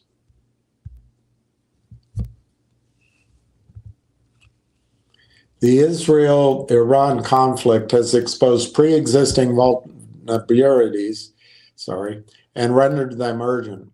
The world's energy corridors are increasingly fragile. Gulf states such as Saudi Arabia, the UAE, and Iraq have made diplomatic and operational efforts to reshore markets. Riyadh has offered extra oil cargoes to offset volatility, while Tehran has not officially disrupted exports. For policymakers and energy strategy, the key takeaway is that modern energy security must go beyond domestic stockpiles and price stabilization measures. Diplomacy, negotiation. The current war is a reminder that energy routes are the lifelines of global economy. If threats to these straits continue, the world will not only face higher prices, but the potential of a systemic energy instability. Anyway, he finishes with a meaningless sentence. Let's go back to our stocks and see if we killed enough time. For some movement, GTII is down 5.5 cents at 13.5 cents, meaning that Julie Kim is a genius. Matthew Mall is a genius. G-Bucks is up 10 cents at $1.96. ZJYL is almost 70 cents, 69. It is 70 cents, but that could be the ask. Don't worry. Finger is down 10 cents, 204, and Railtown up a penny plus at 38.29. Let's see what the volume is. 265,000 shares, 37.89 bid, 42.5 shares. The ask is 38.97, and they're showing that there's 77,500 for sale. I don't believe it. I think that's just spoofing. Might as well take it from them while it's available. It goes from 12.5, 62.5 thousand, 42.5 thousand on the buy side, 102.5 thousand. I guess the half is the code. Hey, Donna. Oh, Donna. I just burst out laughing when I sang, as long as I don't question the bankers and the authority. Yeah. You can't question them. You can't question them. Can't question them. No, sir. You can't question them. Get some water. Well, I've read the only 2 articles I'm going to read because it's 3 o'clock. Let's see if. All right, Bam. David, Bam said something about G-Bucks that was positive, didn't he? Is Bam a he? Bam chart showing finger shares dropping to 191, then bouncing up. The crooks keep winning. When are you going to realize that he's not a good doctor? Part of what they do is legal. A lot of what they do is illegal. And I think this is a chance with Railtown, particularly this guy, Steve, who's going to be the rock and roller. He's going to be the little rock and roller. Hey, hey. He is going to be the man. But Railtown gives us a way to escape trading all these shitty stocks. Uh-oh. Some action going on in Railtown. 37.89 is the bid for 42,500. Now it's 62,500 at 37.56. 62,500 at, they're just moving around. It's all computerized. But the ask is up to 39, 115,185. Nobody's selling that. This is my erstwhile friend at the Amex. This is just computerized mining for fractions of pennies whilst breaking the law. But they're good clients. All right, they're good clients. But it's not going to matter. This computerized monkeying around is not going to matter. Not when the buying comes in. When does the buying come in? I think the buying comes in when they finally announce that February 11th MOU, done and dusted. When they announce that, that'll be the start of some buying. I've been kind of expecting it all June. Sounds like it might be July now. I don't know. I still think it's going to be June, which means today, tomorrow, Friday.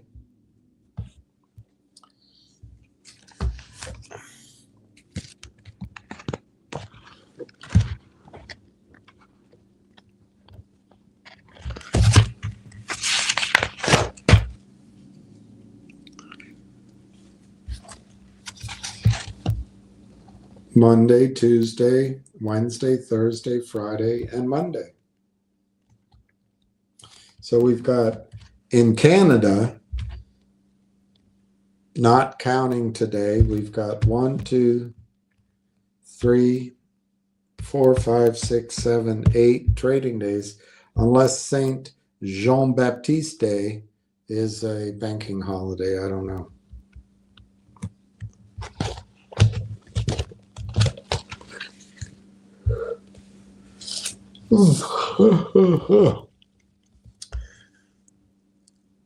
there's a lot of ping pong going on Railtown. 39-cent ask. The high on the day, 39 cents. So remember that, Steve. If you look tomorrow and you say, well, ZJYL closed at 71. I don't know what the bid is. Let me look. Bid is 67.61. So no, you couldn't have done better. You couldn't have done much better than what you did do. But just remember, Railtown's been going up.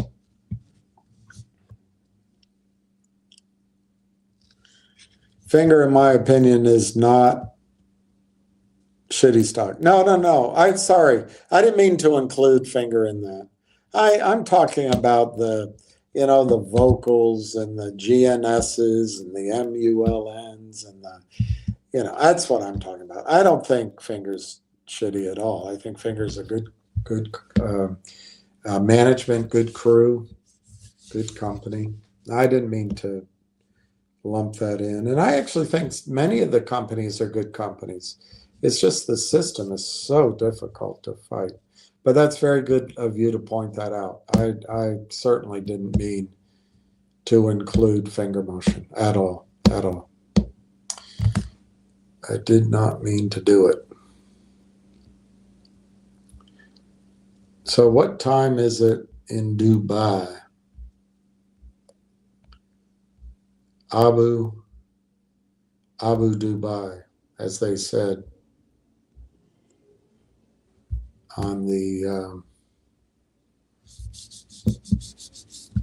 well, it's 10 o'clock in Riyadh. And in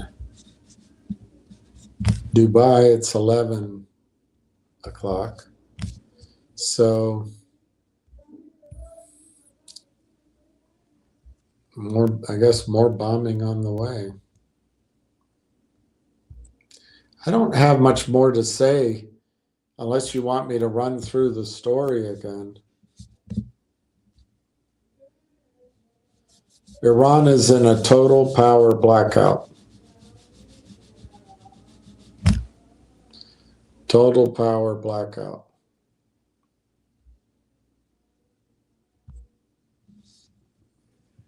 So, I don't know if I want to keep going. It's 3:09. I just really encourage everyone to take advantage of this lull in action in Railtown. It's I think it's mispriced, and as soon as they announce that deal is completed, which I expect, it's going to jump up the value. It's going to be repriced almost overnight.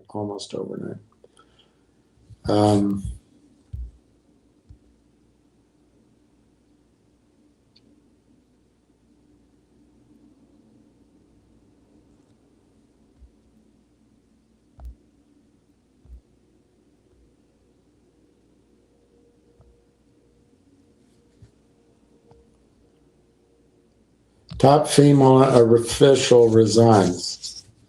No great loss. Massive flagpoles. Maybe I'll go down there tomorrow and look at them. Massive flagpoles raised on the White House lawn.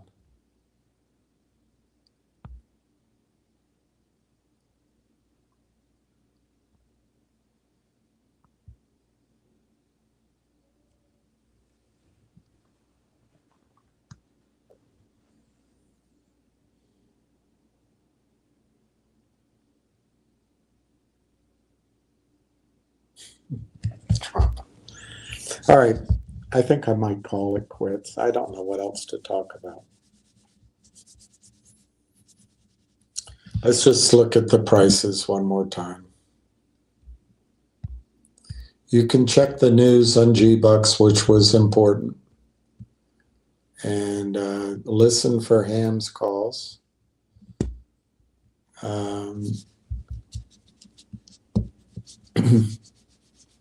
And David, I just think Finger needs time. I don't think it's in dire straits at all. And that a lot of that's because of the hard work Ham has done. Railtown, 37.8.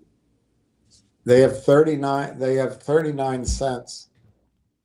115,185 for sale at 39 cents. I don't believe it. If I had the money, I'd go buy that. But they won't fill you with 39 cents. They'll fill you at 38.75 or something.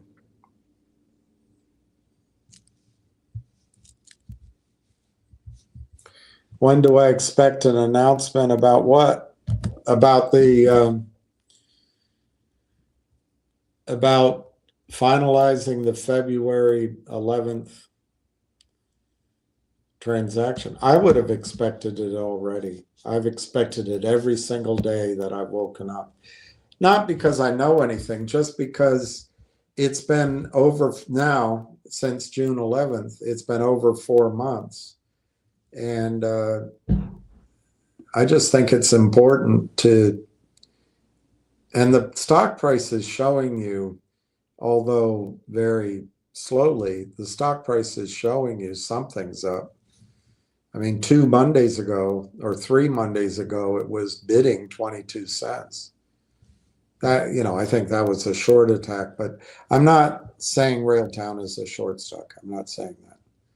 But there's no question that those guys play in every stock.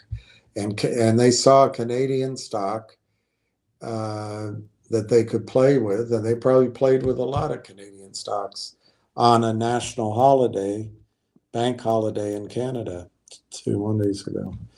I think the time frame, I don't think it's going to be this week. It could be tomorrow because Canada's open tomorrow. But it feels like it'll be, if it's going to be in June, it feels like it'll be next Tuesday to me. But any day now we could show up, they announce it, and the stock's up 25 cents, 30 cents, 50 cents, you know, maybe even $1 as people digest it.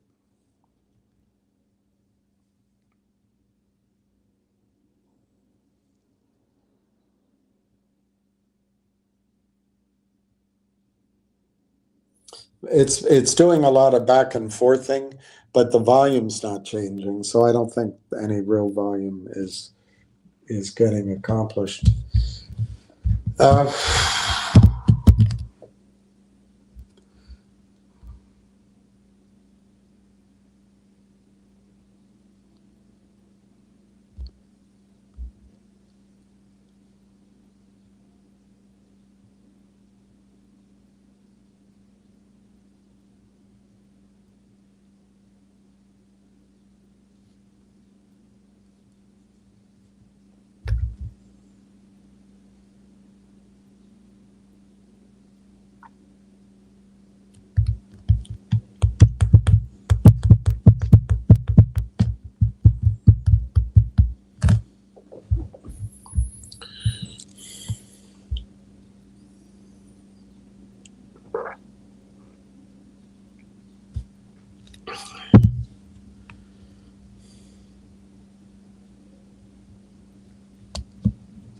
I guess I'll do that.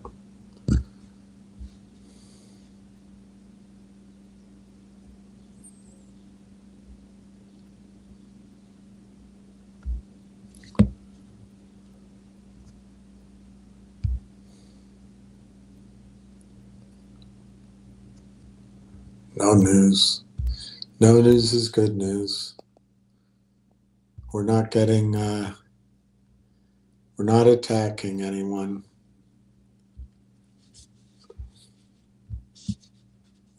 144 killed in Gaza in the last 24 hours.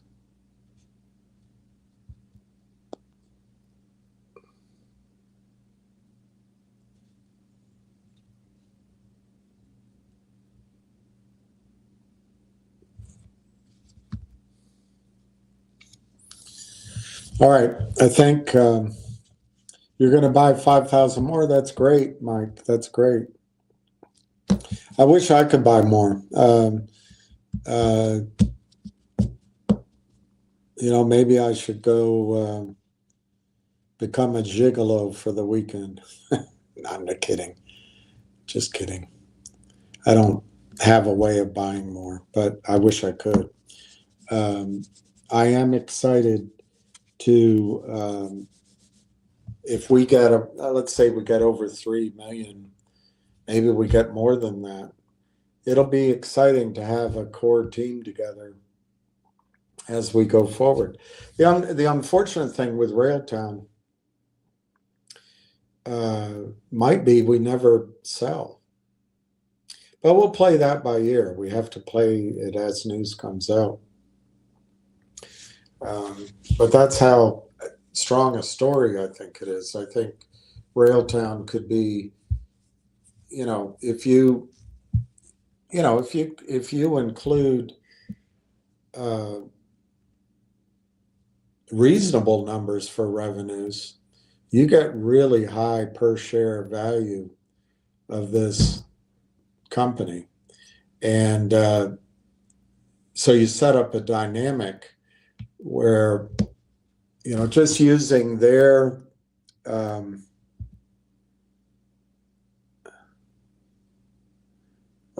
your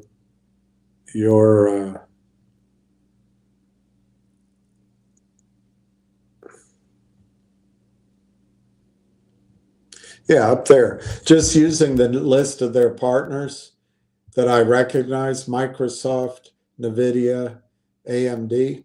A company like that would try to buy Railtown early in that leap in value so that their shareholders can benefit, because their job is to always keep their story lively, but also to keep all the retirement plans and all the pension funds and the mutual funds wanting to buy AMD, Microsoft, NVIDIA.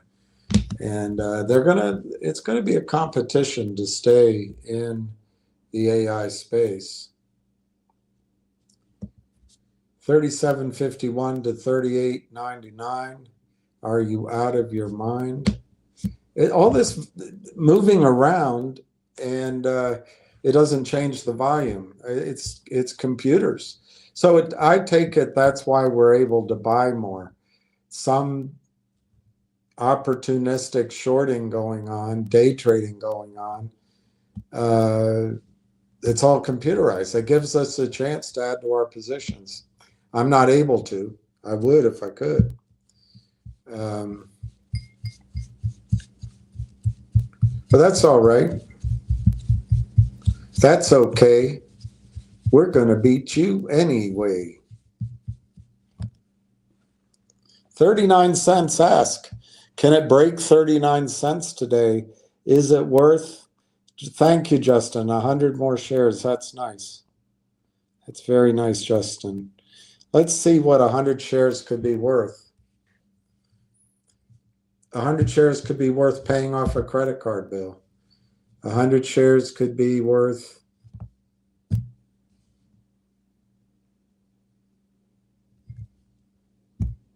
you know, 100, I don't know. Silver's moving, but it could be worth 100 ounces of silver. Thank you very much.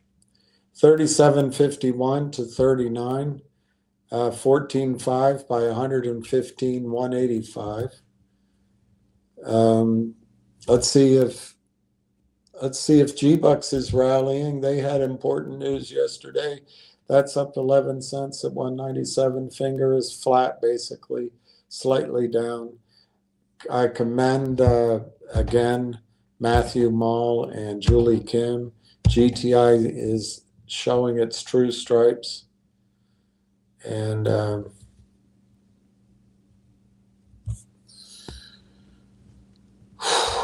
don't know what else to talk about.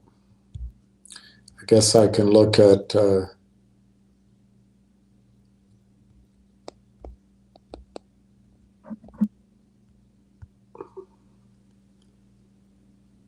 Wimbledon news.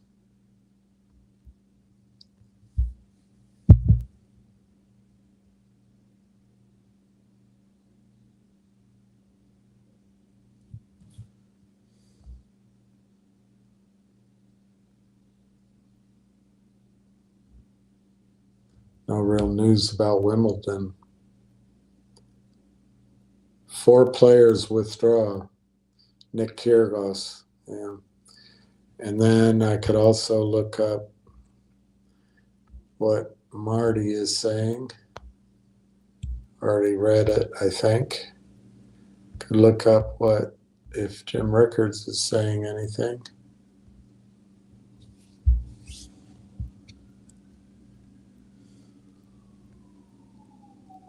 No. Could see what Egon von Greiritz is saying.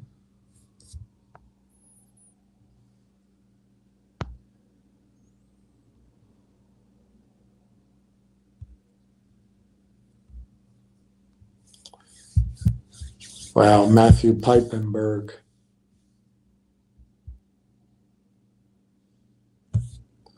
He's not Egon.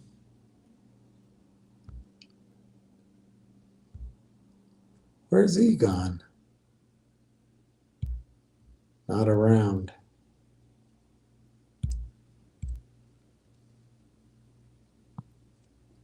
I don't want to read a gold story by Matthew Piepenberg. He's good, but I'm just too tired.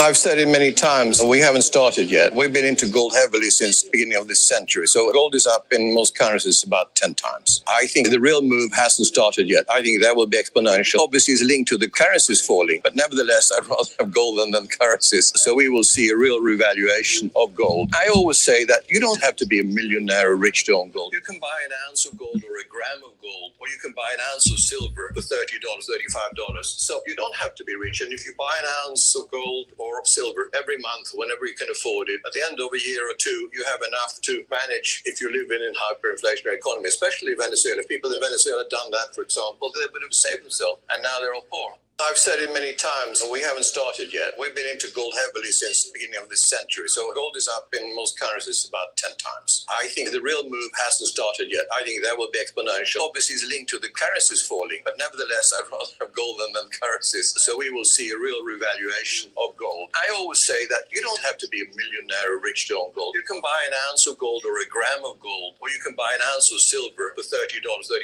So you don't have to be rich. And if you buy an ounce of gold or of silver every month, whenever you can afford it, at the end of a year or two, you have enough to manage if you live in a hyperinflationary economy, especially Venezuela. If people in Venezuela had done that, for example, they would have saved themselves, and now they're all poor. I've said it many times, and we haven't started yet. We've been into gold heavily since the beginning of this century. So gold is up in most currencies about 10 times. I think the real move hasn't started yet. I think that will be exponential. Obviously, it's linked to the currencies.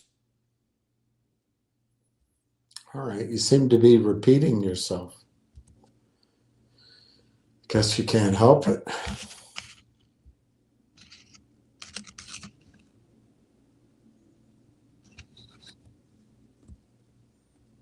These are 1,000 ounce silver bars. That's 30 kilos. That is the standard delivery bar, it's called. 1,000 ounces. It is never exactly 1,000 ounces. These are all individual weights and have to be weighed individually. Just like the 400 ounce gold bars. They're never 400 ounces exactly. They're all individual weights. The weight is not on here, but what is on here is, first of all, the refiner. Here, this is Harbor Reus, very well known, one of the top Swiss refiners. And then underneath here, you have 999.9. That's 4 nines. That's very significant. That is the highest purity you can really buy in silver. So that means it's 99.99% refined pure silver. So that is the highest quality silver you can buy in these type of bars. And also you have the date on here, 2016. So you know silver from this year. And finally here, you have the serial number. So each bar has a unique serial number. So between the serial number and the refiner, you can always trace the bars. These are 1,000 ounce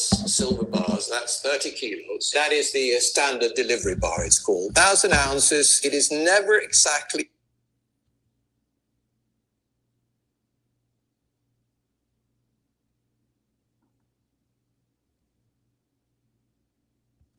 Now is the real time when more than 0.5% of world's financial assets were going to gold. My background was in gold, and I was worried about the world from a debt and credit point of view already in the early 90s. And of course, with Greenspan, you saw clearly what was happening, building up the debt and manipulating interest rates, etc. But gold was still in a downtrend. I mean, I had the fortune to be working during the whole of the gold cycles from the 71, Nixon closing the gold window at $35 until now. And it's been fascinating. But we went into gold seriously for ourselves and for clients in 2002 when we felt that the cycle had bottomed. And that was at $300. And of course, now we're up 10, 11, 12 times, depending on the currency, even more in other currencies. I think the real beginning is now, because there's so much happening in the world that will make gold much more significant than it is.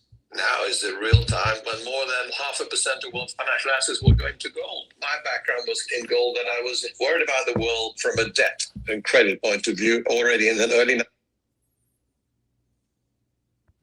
Don't ask what the gold price is going to be. I said many years ago, I actually in a discussion video with Jim Rickards, I said gold will reach 10,000. I don't like giving targets. It's just an arbitrary round figure because it sounds good, 10,000. But it means nothing. What is the dollar worth at the time? You know, $1,000 you might need to pay for a hamburger at the time or a McDonald's. So it's useless to measure anything in money that is declining by the day and it's going to become worthless. So don't worry about the level gold is going to reach. Just remember, gold is the only money that has ever been survived, and that's the only way to look at it. Don't ask what the gold price is going to be. I said many years ago, I actually in a discussion video with Jim Rickards, I said gold will reach.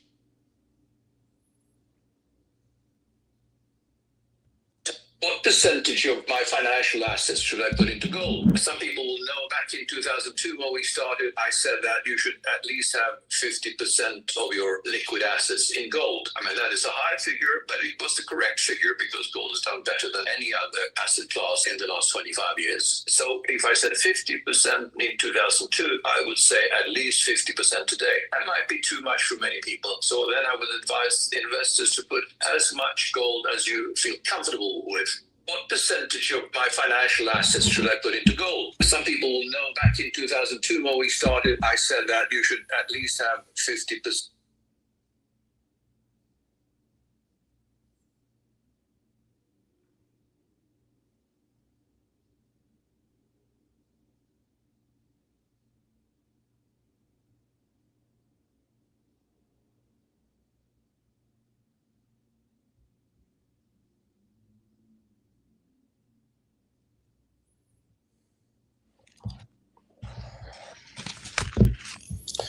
All right, 3:30 coming up. And our watch on this stock is 37.51 to 39.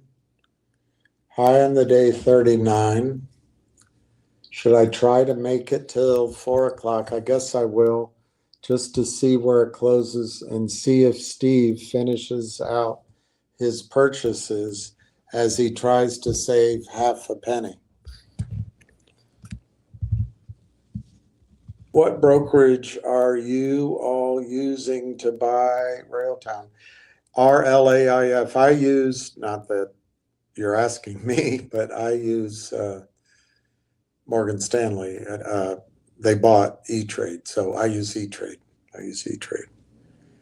And Mike French says E-Trade too. It's not trading on Webull or Public. Try on Webull, Jeff. Try RAIL, and I think it'll be .cn. Could be .to. I think it's .cn. Try that. Try buying it out of Canada. Maybe they'll do that for you. You'll pay a higher price, but it's in Canadian dollars. So when you adjust it, you're paying the same price as you would here. But try RAIL Canada. There is an RAIL here in the US that is a railroad type company. So I don't know. It's just an idea that maybe that's Webull only does the original company. It is a Canadian company. Maybe. I don't know.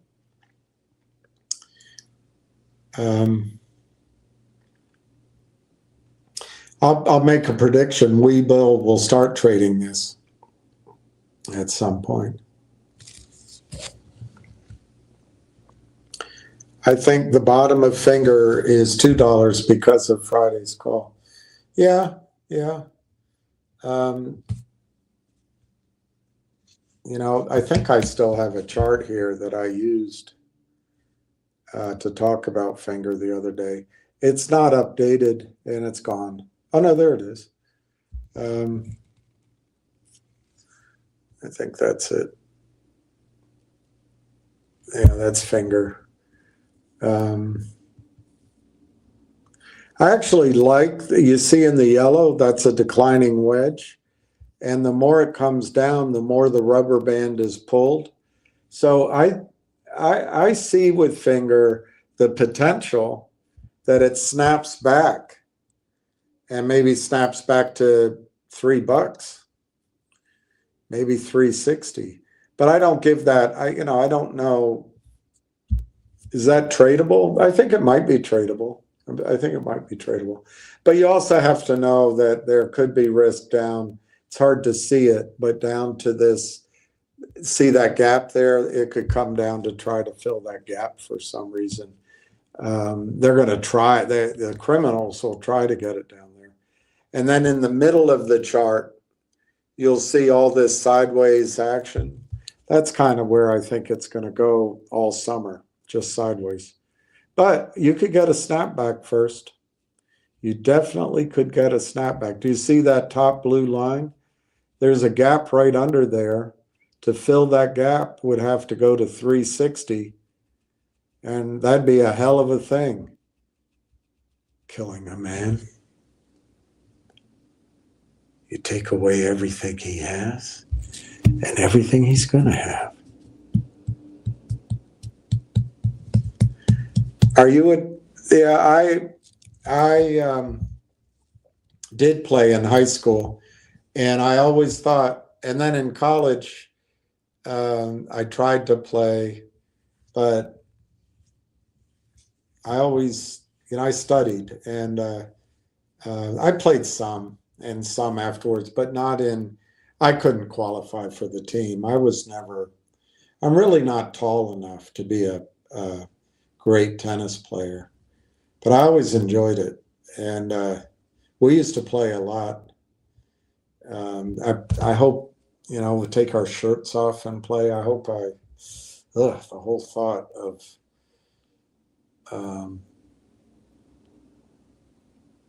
that reminds me, I have to go to a dermatologist and start making sure everything's okay. I can't see my back.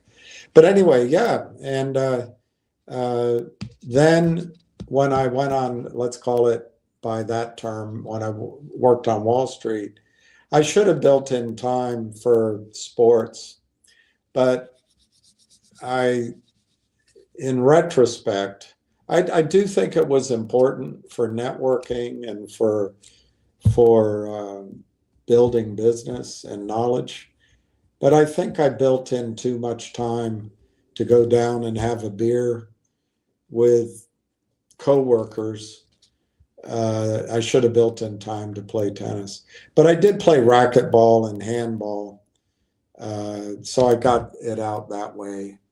But then playing softball one time, I ran around first, and I remember I'm embarrassed by the scene. I'm totally embarrassed because I was in so much pain, and I kind of cried out to one of the guys on the team, and I remember that he didn't really want to help me, but I just said, because I was in so much pain. So they all went to the bar, and I was left on the field by myself.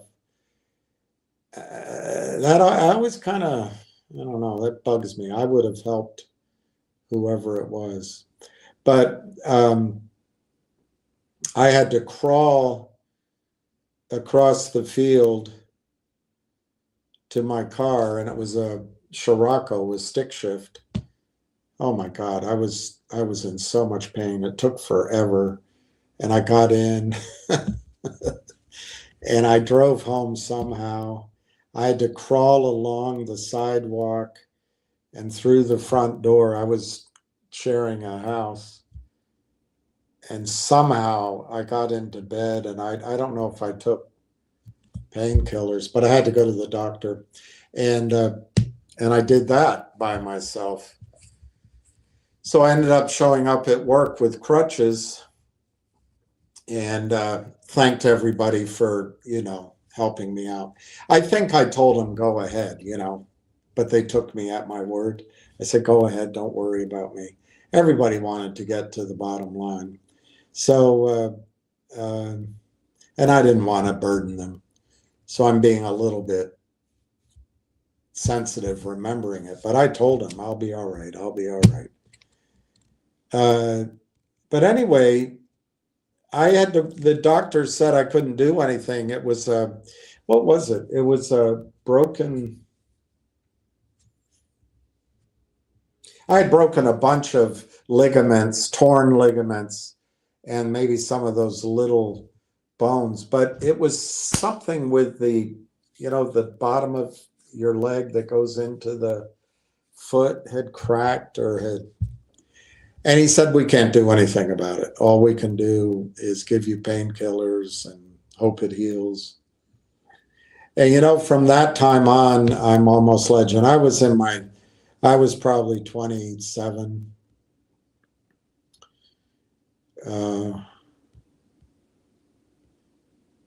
Maybe 29. Maybe 32. Yeah, I was somewhere around 30. I haven't, for years, I could not run. I couldn't, I just couldn't use, I think I ultimately played a little bit of softball because you're not constantly, but I ran very carefully and slowly. So for years, I stopped any kind of exercise because it always hurt. Looking back, I should have gotten a therapist and just put myself through it. But it just I'd say for 5-7 years, my right ankle always hurt. So I stopped jogging. I used to jog at least every other day. I stopped, doing anything. And, over time, that's caught up with me because I've gotten lazy about it. And then, damn it, I started right around mid to late 30s. I started getting gout, and no one takes it seriously. Oh, gout. Why would you get that? Oh, it's red meat. Oh, it's red wine. Oh, I don't know. I think it's the genes.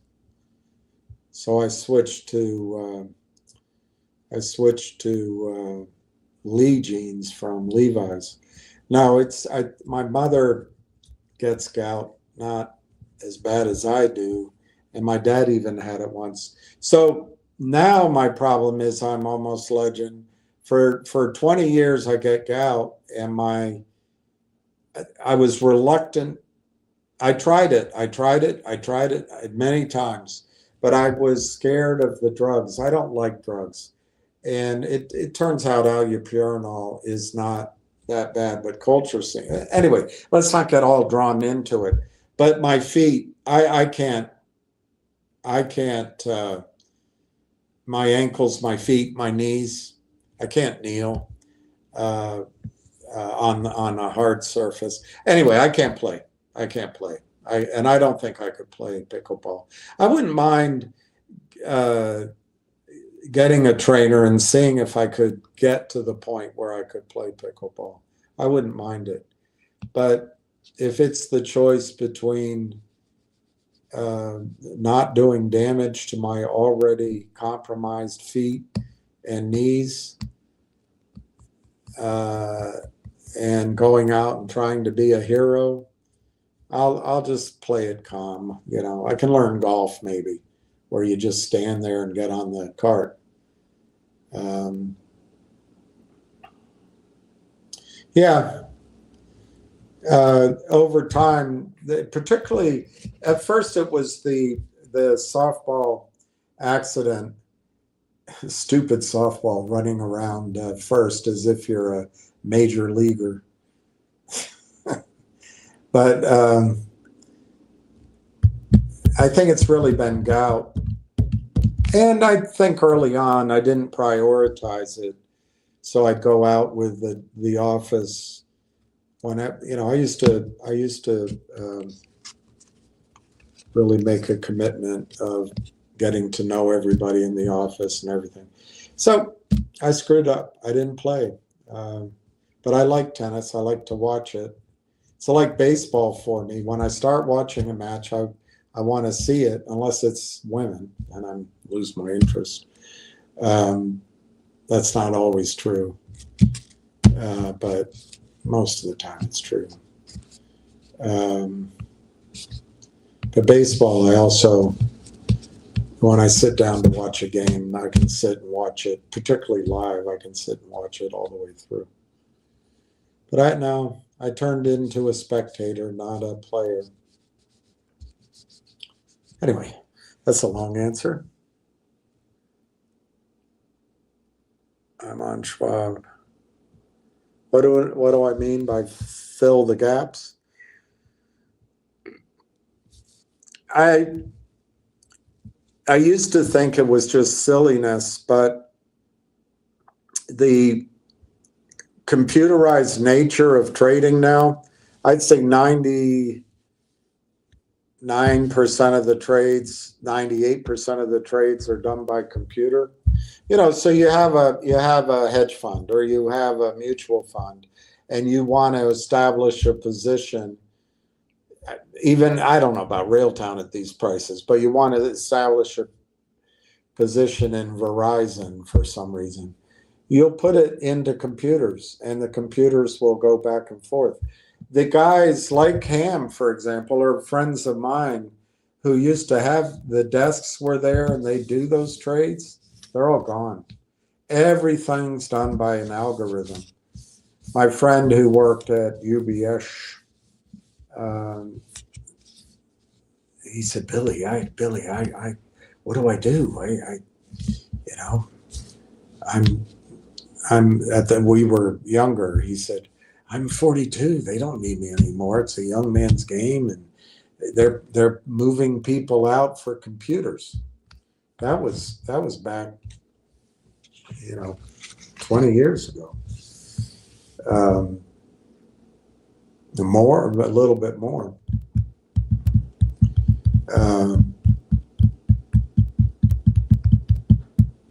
That's the change that's come is trading is computerized. So what happens with the computers is they put into their models technical analysis. Technical analysis used to be sworn by I would say a third of the office. Another third ridiculed it, and the people in the middle, like me, tried to learn the stories fundamentally. But then I would always go, and I'd always listen, particularly to the older gentlemen who gave technical analysis. But it's not always correct. But it's a hell of a lot better than flying blind. And anyway, looking at the finger motion trade here, right above your question, right above your square box, right in the middle of this chart, finger motion was trading at $2 and I don't know, 90 cents. And then Roth Capital, in their great skill, said they'd do a raise. They did it at $1.50. So the stock drifted down to I don't know what that says, 220. And then they announced the deal and the stock gapped down. It just opened at 150 and went lower. That big spread there, that's a gap. Up here, where the blue line is on the top, at around $2.60, for some reason, finger broke down. It went through the 20-day moving average. That could be as simple as that a lot of the computers out there, both buy and sell computers, once it broke the 20-day moving average, that was a stop loss point. There might have been a lot of sell orders in as stop losses there. But for whatever reason, the stock dropped 40 cents in a heartbeat. That's a gap. That's a gap. And then it just went down from there in this wedge. That yellow that I've drawn, that is a bullish pattern. That is bullish as I read it, It's all subject to interpretation. But what I read with finger motion is at least when I got this chart, I should look at it again. But what I read there is a declining wedge. You don't know how much longer, but I don't think it has to go much longer.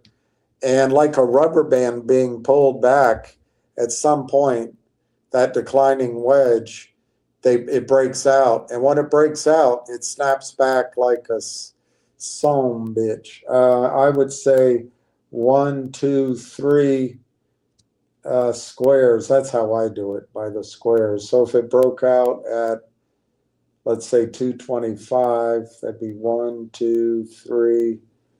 Yeah, maybe it goes to 280. Maybe it goes to the 20-day moving average and stops there when it breaks out. On the other hand, Radon, another sort of siren song up there is that gap. And the idea is that psychologically, there's some unfinished business. I can't really think why it matters so much, but almost invariably, both up and down, when stocks are in motion, they get drawn to closing the gaps. It's like there's unfinished business there. There's some orders there that needed to be executed. It's hard to come up with a psychological reason why it's important. It could be as simple as the gap, once it's filled, the market kind of senses, well, this is like using that blue line. If the stock were to go up to 360, the market kind of senses, well, this is where it collapsed before. Maybe I need to take my profits because that's a heck of a move. It just becomes like a flame for a moth a little bit. But closing the gap almost always happens. Almost always happens.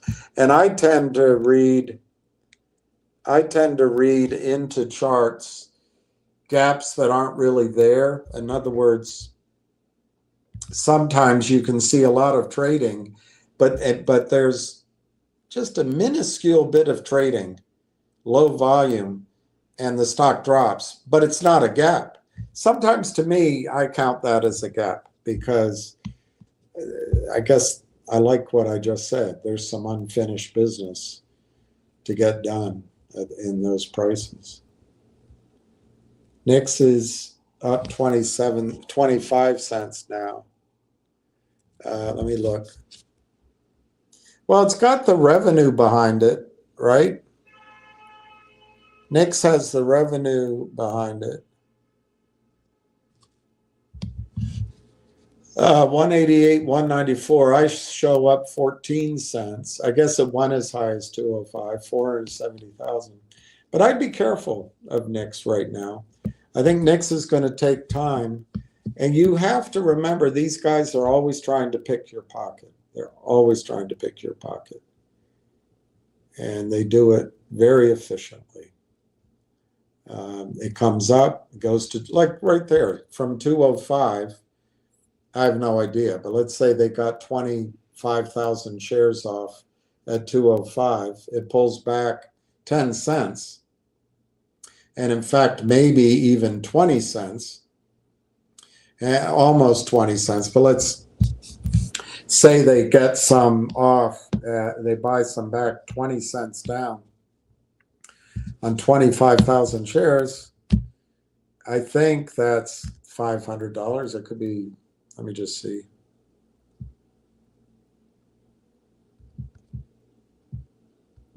I'm so tired. $5,000. I didn't want to make that mistake. So if they're able to get 20 cents on 25,000 shares, it's 5,000. That's constantly happening, and the computers will run it up a bit, trying to suck you in to buy because you're retail. That's why a lot of these people come on. That's why as Stony Bones would call it, the promoters come on, or the guys come on and talk about COSM, or they talk about GNS, and it runs up. Well, then they have stock that they can sell, even though they don't own anything. They're very systematic about it, and it comes down. So I'd just be careful. But that's, yeah. Nixie, when they want all this volatility, they can make thousands of dollars, if not tens of thousands of dollars a day. And it's all because we're here. We have the space calls. We get excited. Nixie, for me, it's a real, until I learn something else, it's an enormous red flag that the auditor had to be replaced. And at a minimum, it means time.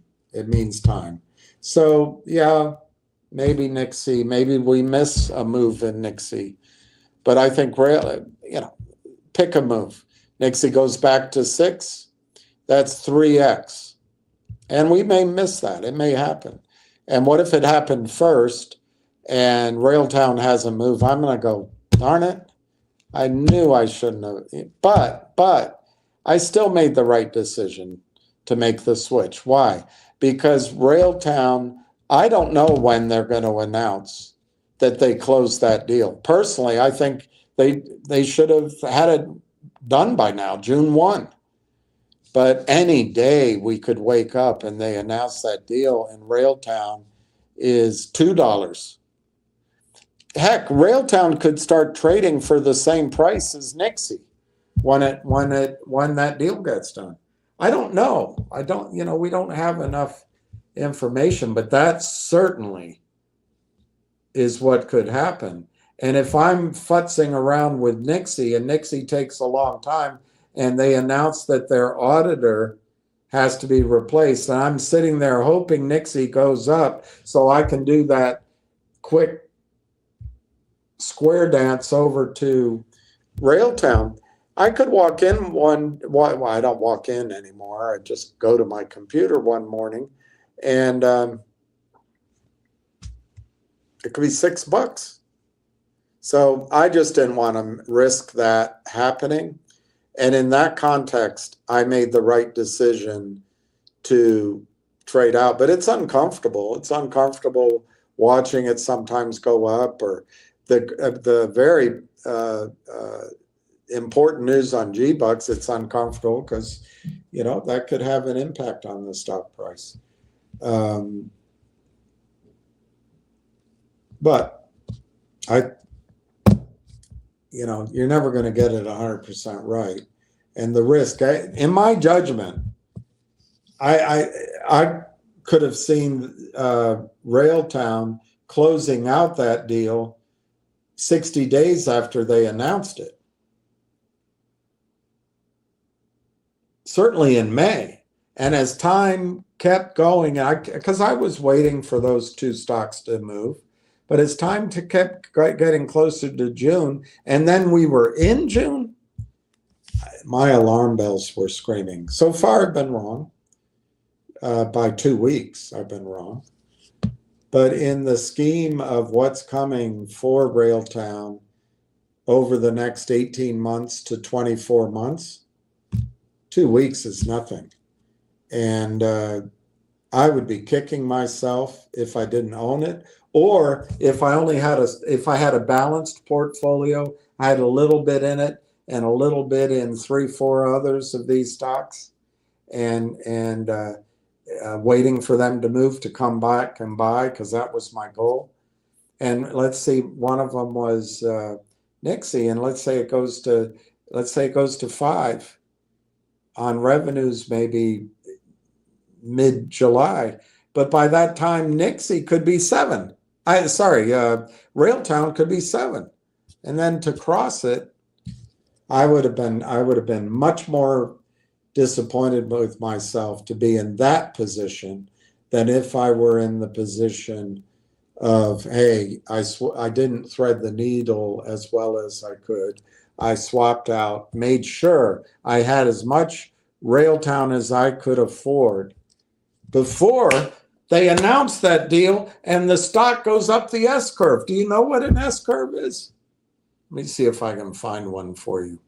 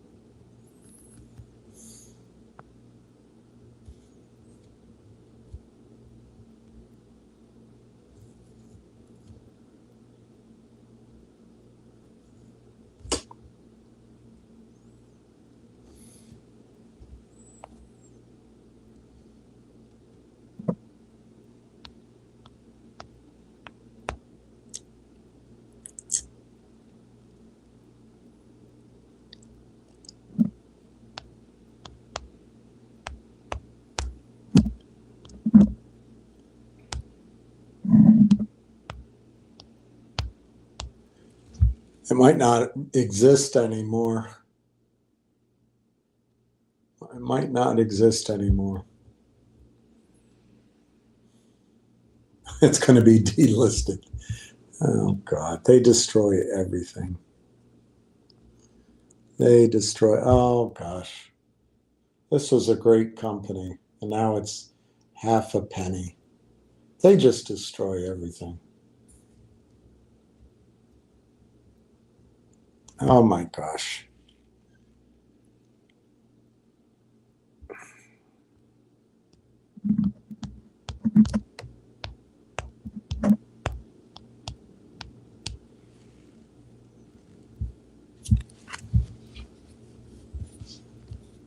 All right, let me see if this has it. I'm trying to remember a presentation from a company that I followed a long time. I'm not sure this is the company. It. Oh, here. No. That's too bad.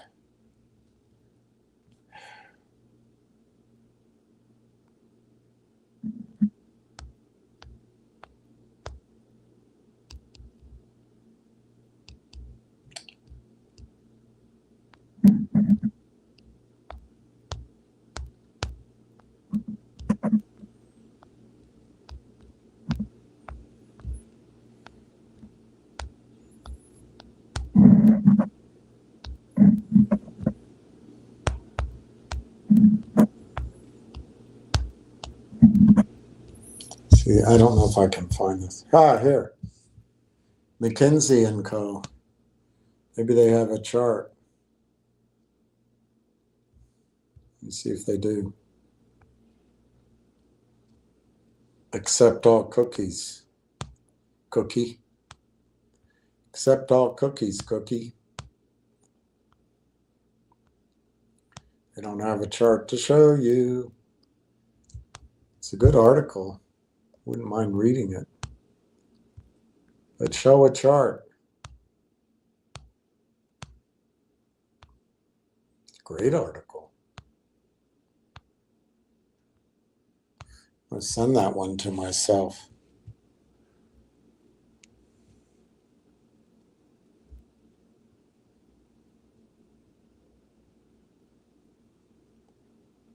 Okay.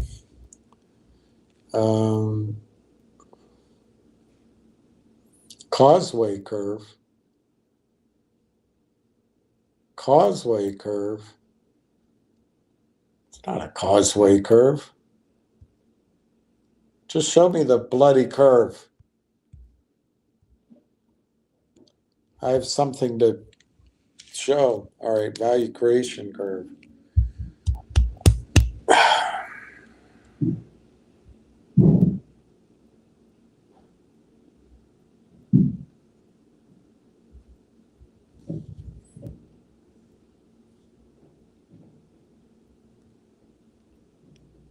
Yeah, I can't find it.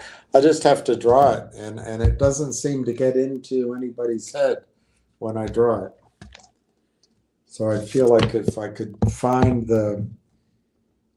somewhere in my papers, I kept the presentation, and if I find it, I could scan it and show it to you. But I'll do it with this.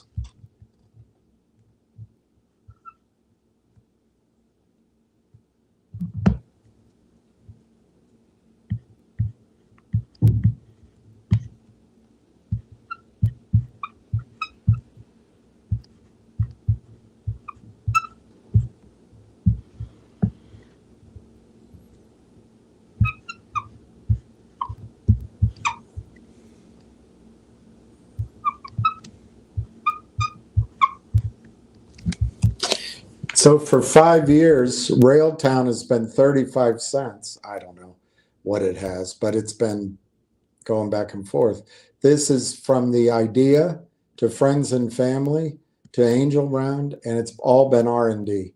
It's all been creating an AI product, actually 5 of them, that are self-learning, they're proprietary, they're first to market, and they are closed AI. They're not open AI.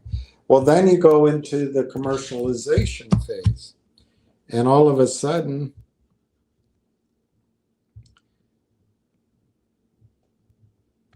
because I don't have room, I can't stretch it out, but you start to sell. You start to sell the product to the world here. And slowly you get a few contracts, and the value with earnings and proof of concept, you're no longer R&D, you're starting to bring in money, you don't need money, the value starts to go up. And then all of a sudden, just that click that goes on in a herd of humans on Wall Street, wow, this thing has legs, this has revenue, and the value creation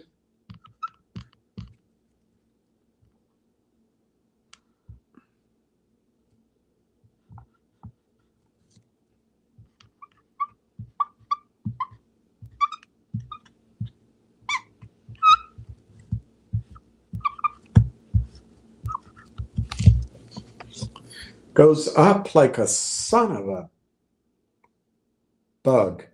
So this takes years. This takes a while, but this has been going on since last year. And then all of a sudden, market acceptance, revenues, in this case, the overall macro AI market, you're going to see the valuation go algorithmic. You're going to see it go, what's the other word for it? Anyway, it just explodes upward at huge multiples, double, triple, 10 times, 20 times, 30 times, 40 times, as all of a sudden, all of this hard work, which created the value, becomes recognized, and whoosh, and then you get up here, and it's bought out. It's bought out, let's say, by Microsoft, just picking one of those 3 names, and they'll buy it at an arithmetic growth rate, 15% a year. But they'll be happy because they'll know that it's working and it has all those clients. But the question is, where is Railtown on this value curve? Well, because no one can buy that knows anything about the company, we're stuck with our little group. There's probably others out there, but we're stuck essentially with people doing it on their own, which is what we're doing. Canaccord Genuity cannot pitch the stock to their customers. People at Morgan Stanley are not going to tell them to buy it. They're not allowed to. It's under $5. People at Merrill Lynch are not going to tell them, their clients, to buy it. They're not allowed to. It's under $5. People at Edward D. Jones are not going to tell their clients to buy it. They're not allowed to solicit stock orders anyway. So it's going to be nobody buying, except up behind Railtown are a group of investors and principals who've done it before 6 times. They want to buy, but they can't. They can't because they're in the middle of a merger and acquisition. All the people behind Constellation Software, they know what they're going to do. They want to buy. For sure they want to buy, but they can't because they're precluded because the merger deal is ongoing and they can't buy. All of the clients at Canaccord, that institutional family office, mutual funds, ETFs, etc., they will not be pitched the deal because it's a quiet period. So is that pressure building up to buy, or is it just going to be groups like ourselves? We don't know. I do. I know, but you don't believe me. Those guys are coming in and buying. And as soon as they can, they're going to buy. Some might wait 40 days for the shareholders meeting. So it might, we'll see how that plays out. But there's going to be a race to buy these shares, in my judgment. Now, the other way you can do it, you can play with revenue numbers and multiples. But where on this curve is Railtown right now?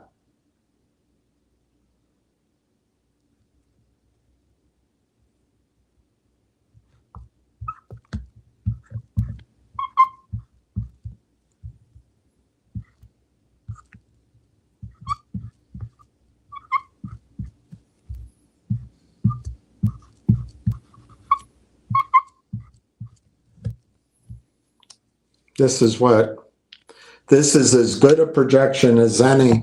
It'll be changed. We'll adjust it with information. But I think Railtown is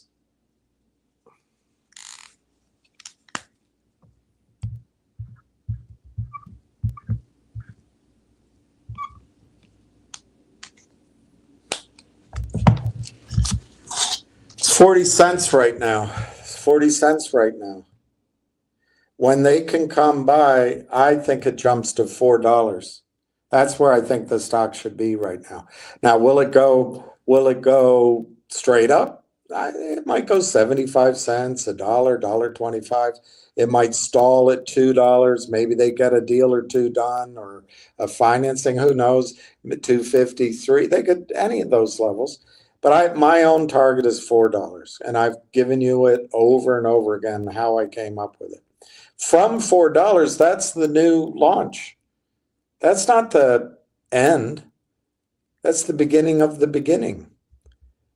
I think in the short run, still rocketing up the valuation curve is $40. And I think that could happen, I don't know, 18 months, something like that. I mean, it could happen sooner, but I don't want to, this is not a short squeeze, at least as far as I know. So that's 18 months. And then the rest of the jump up the curve could be rapid too, because in comes a buyout. Maybe it's AMD. They buy them out for $400 a share. Stock, not cash, $400 a share. That's what I think's ahead of you. Now, you got to use broad stroke. This is 5 or 6 years here. This has been about 9 months, 9 to 12 months here. So it's gone from 35 cents down, up, down. It's 40 cents now. This move here, I think, will be in 2 weeks, but it could be 6 weeks. Could be 2 months. I think it'll be in 2 weeks. It goes to $4. And then this move to $40, it's possible it's by the end of the year, but I think it'll be over an 18-month period. And it could be higher. It could go to 80 or 100, but I'm just picking 40. So by the end of next year, $40. And then how long does it take a competition between, let's say, NVIDIA, Microsoft, and AMD to buy the whole darn thing? That could happen very quickly. That could be any time next year. But I think it'll have to be a big number for the principals to sell. So I'll pick a target, $400. But that's beyond the end of next year. It's 2 years away. And it could be longer too. It could be longer. But I'm just saying this is a real company, Railtown. That's why, David, I said, that's why I didn't choose my words so carefully. This is a different kettle of fish. This is a totally different stock than Nixie, than GTII, of course, than GNS, than Vocal, than even G-Bucks. This is a better stock, a different kind of stock. But G-Bucks has important news. Finger has important news. Those are good stories. I'm not saying that. I'm just saying this is just a completely different thing. This uplift is going to be like when a roller coaster takes you up. Just the sheer power of the hook on your seat is going to pull you up, and you're not going to even believe what's happening. It's a little slow here, and it might be a little slow, but once it catches, that's why I think you got to own Railtown. Because if you don't buy it here, you're not going to buy it there. If you buy it there and it pulls back, you'll sell out. But you're going to be, I missed it. Shoot. Let me look for something else. And then as it's going further, maybe with a correction or two that's sharp, but it ends up there, you're not in it. That's why I'm I guess hammering home the idea so much that now's the time. It's mispriced. It's not the right price.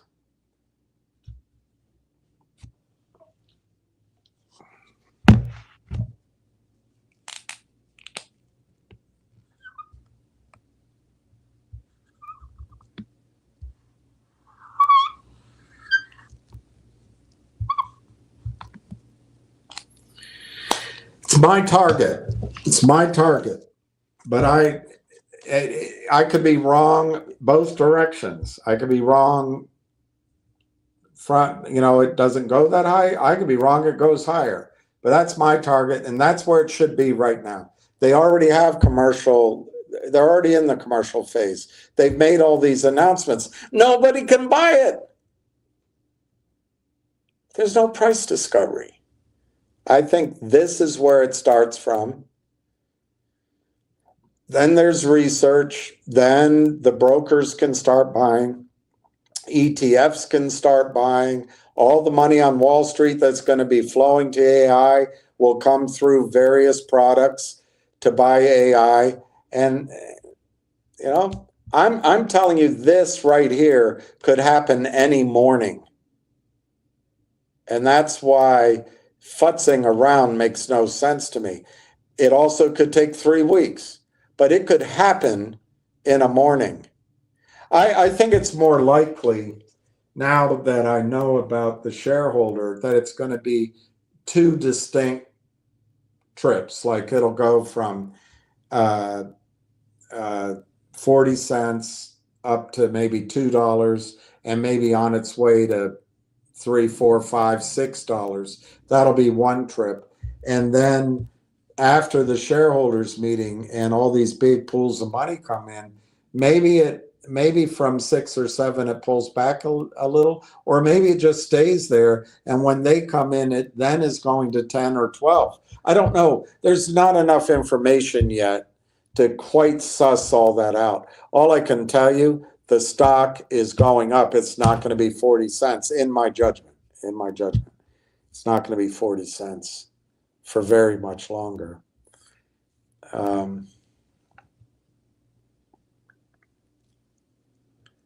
If it holds here for 40 cents, I'll add next week.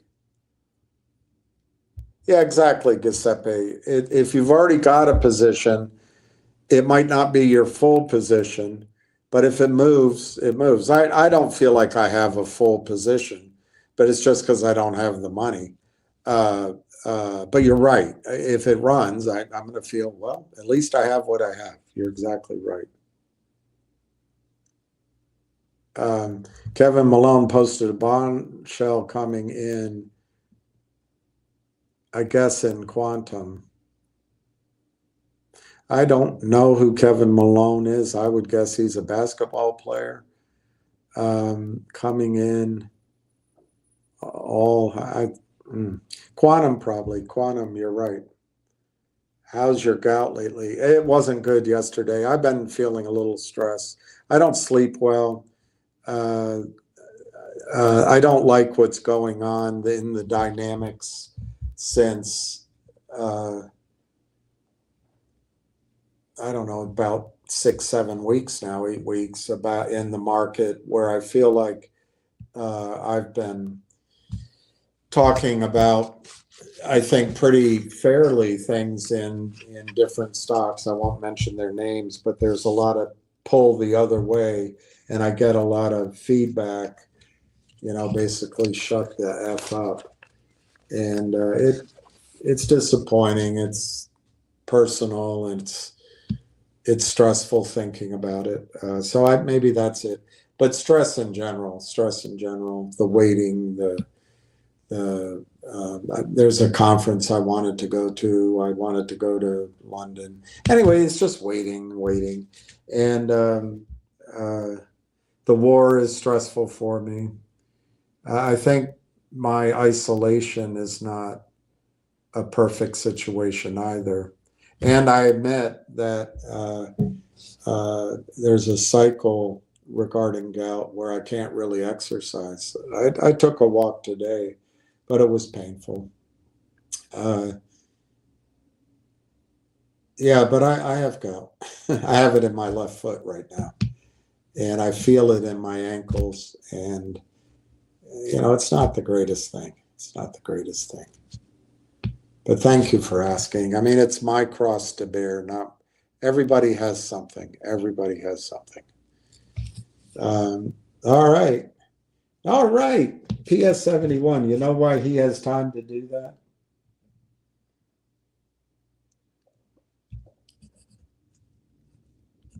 PS71. Because all the other stocks have crapped out. No, I'm sorry. I've experienced it too. Not all of them, but that's great. PS71, 21,000. It's a great number to have. Drink your apple cider and vinegar. Okay. You've said that before. I got to do that. So you heard about G-Bucks and the $200 million a year gold mine.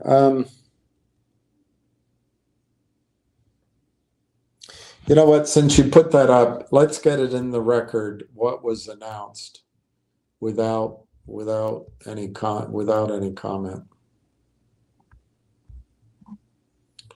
because I don't want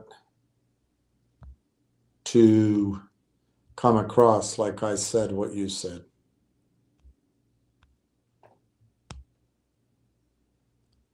So let's just read it. I'm not going to change a thing. I'm not going to comment.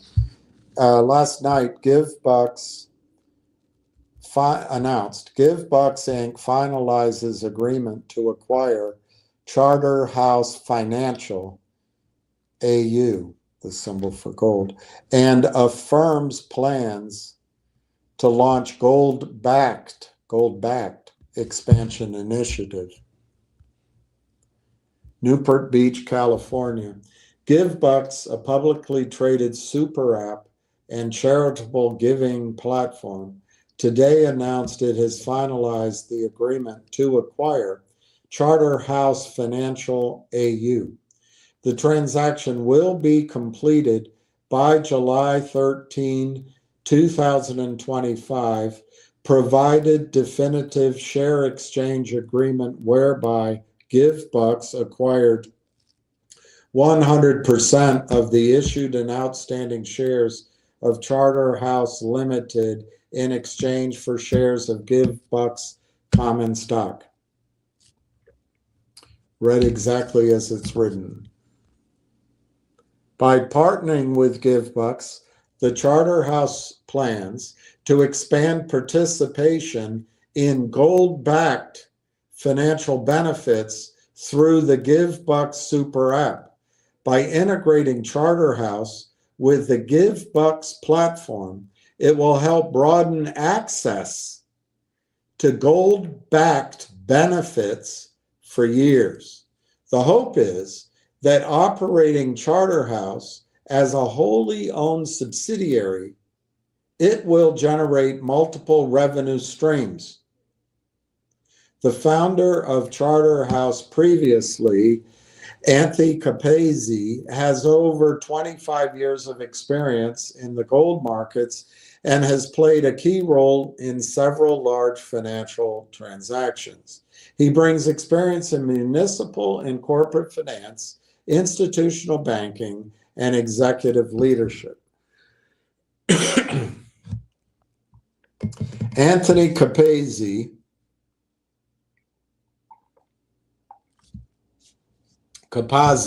stated, quote, "It is a tremendous opportunity for Charterhouse Financial, AU to join forces with the innovative team at GiveBucks and be part of the fintech revolution. Their shopping and giving platform could be the ideal vehicle to launch our business model, and I look forward to our potential success together. Based on current plans and market conditions, the company could generate up to $200 million in revenue during its first full year of operations," unquote. Through the acquisition of Charterhouse, GiveBucks is sharpening its strategic focus to deliver innovative solutions that bridge the gap between tangible assets and digital finance. By gaining access to Charterhouse international networks and asset-backed infrastructure, GiveBucks is well positioned to develop gold-backed offerings that enhance the stability, trust, and utility of its digital ecosystem. The companies plan to jointly develop a platform that merges the stability of precious metals with the convenience of mobile payments and rewards. As part of its refined strategic focus, GiveBucks announced that it will not proceed with the strategic investment announced on March 29, 25, due to both parties at this time not being able to meet the terms of the agreement. More specifically, the inability of the investor to transfer the investment at this time. As well, the previously announced $39 million acquisition of Vitagrin America Shop, as outlined in a press release dated February 3, 2025, will also not be proceeding, as the seller has not been able to satisfactorily complete the required due diligence. The decision reflects the company's commitment to focusing resources on initiatives that provide the most significant long-term value to shareholders. Quote, getting the Charterhouse transaction across the finish line by July 13th will provide us with a tremendous opportunity to build the GiveBucks brand, unquote, said Umesh Tim Singh, president of GiveBucks Inc. Quote, this acquisition enhances our vision of combining real-world value with digital utility. We are building the future of accessible commerce where consumers can transact with confidence backed by tangible assets, unquote. GiveBucks continues to expand its footprint in the fintech and digital commerce space. The GiveBucks app, which enables users to shop and give back simultaneously, has seen steady user growth and merchant adoption throughout 2025. The company remains committed to innovation and delivering high-impact solutions that empower both consumers and communities. About GiveBucks Inc. The GiveBucks Super App revolutionizes shopping by offering a user-friendly tool to make purchases swiftly and easily at over 100 national retailers, along with an expanding roster of local merchants. Users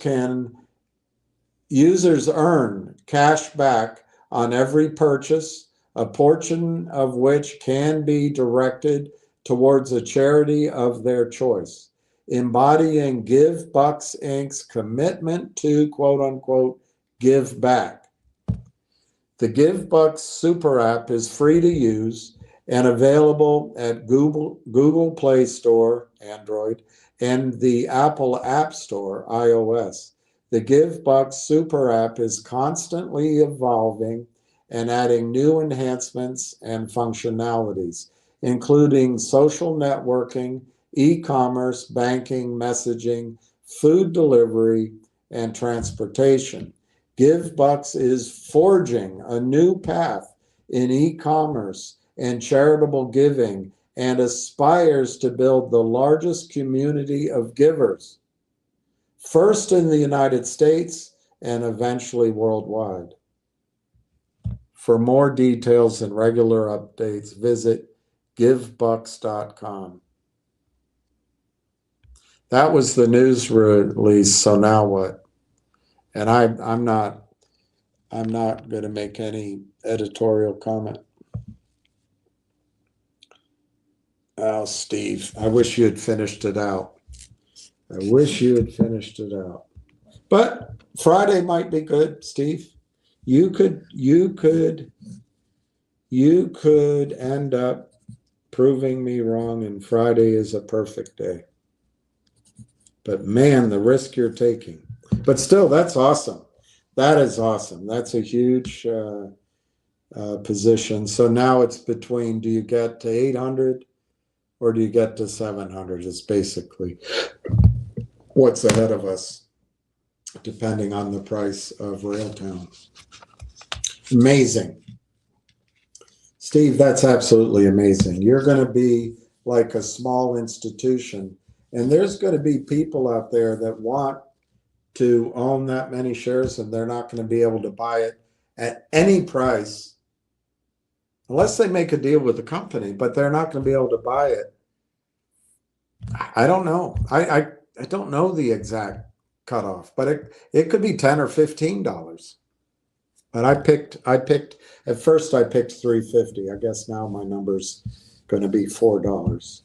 And with I'm Almost Legend, it's going to be $5. Darren Collins, I'm retiring in 11 months, come hell or high water, so I need a win. Well, I think you're going to get a win, I believe, in Railtown. And I'd load up.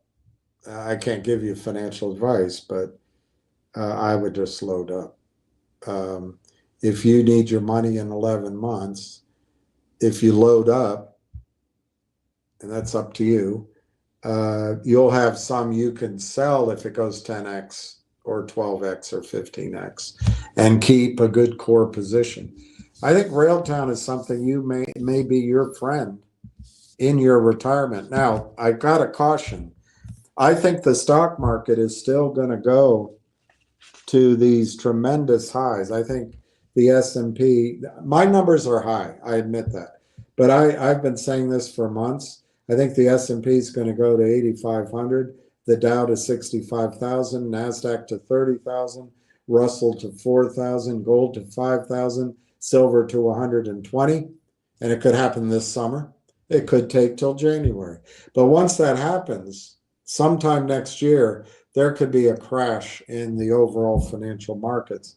The trick is going to be, and I don't have an answer yet, is to understand how the AI market behaves during that.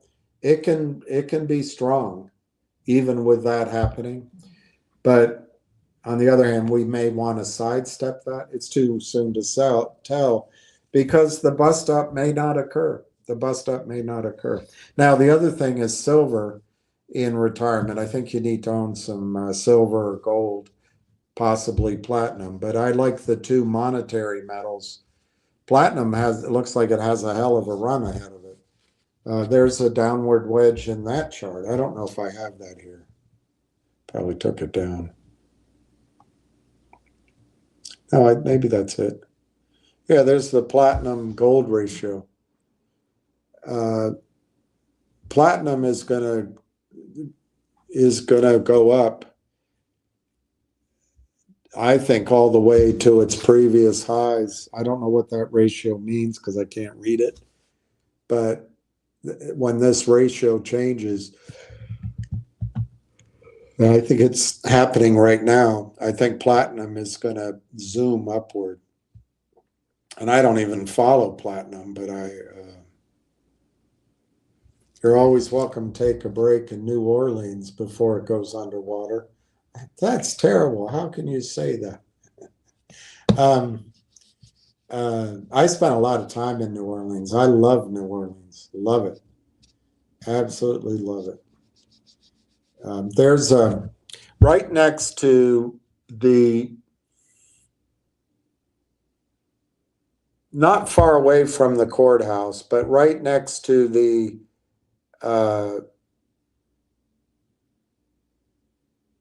there's a casino right there. There's two places to eat. One's a breakfast place. We would go in, and it was amazing. It was crowded, but then there's this place where everybody gets a jambalaya or something. Unbelievably good. Oh my gosh.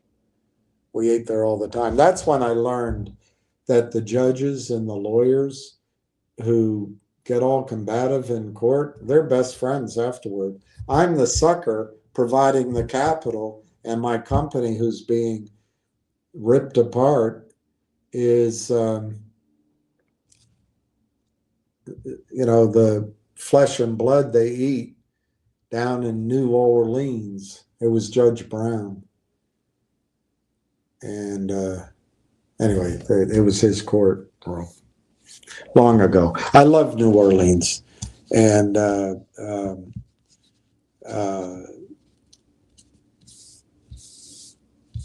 I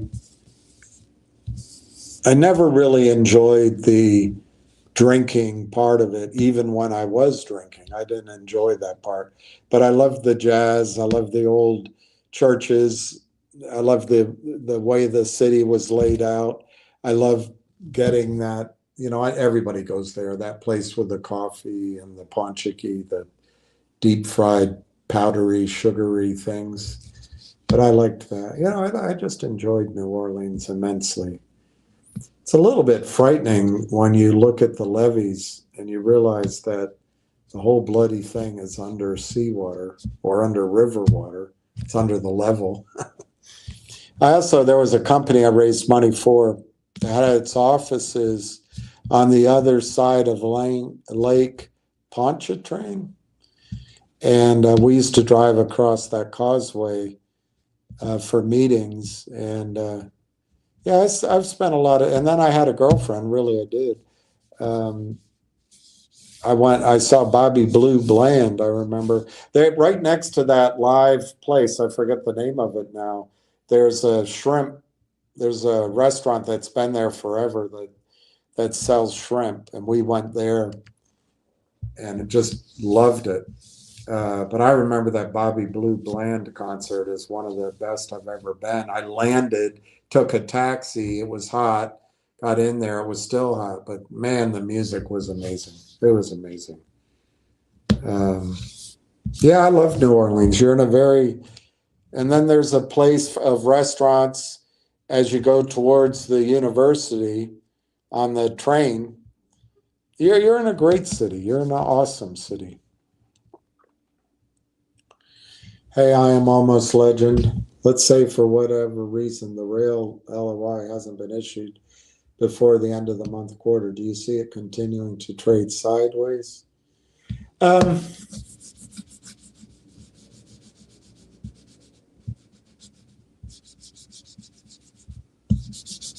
I guess the short answer is yes, because the big buyers would still be precluded from buying. However, they have announced from this, I don't want to look it up because I'll take too much time.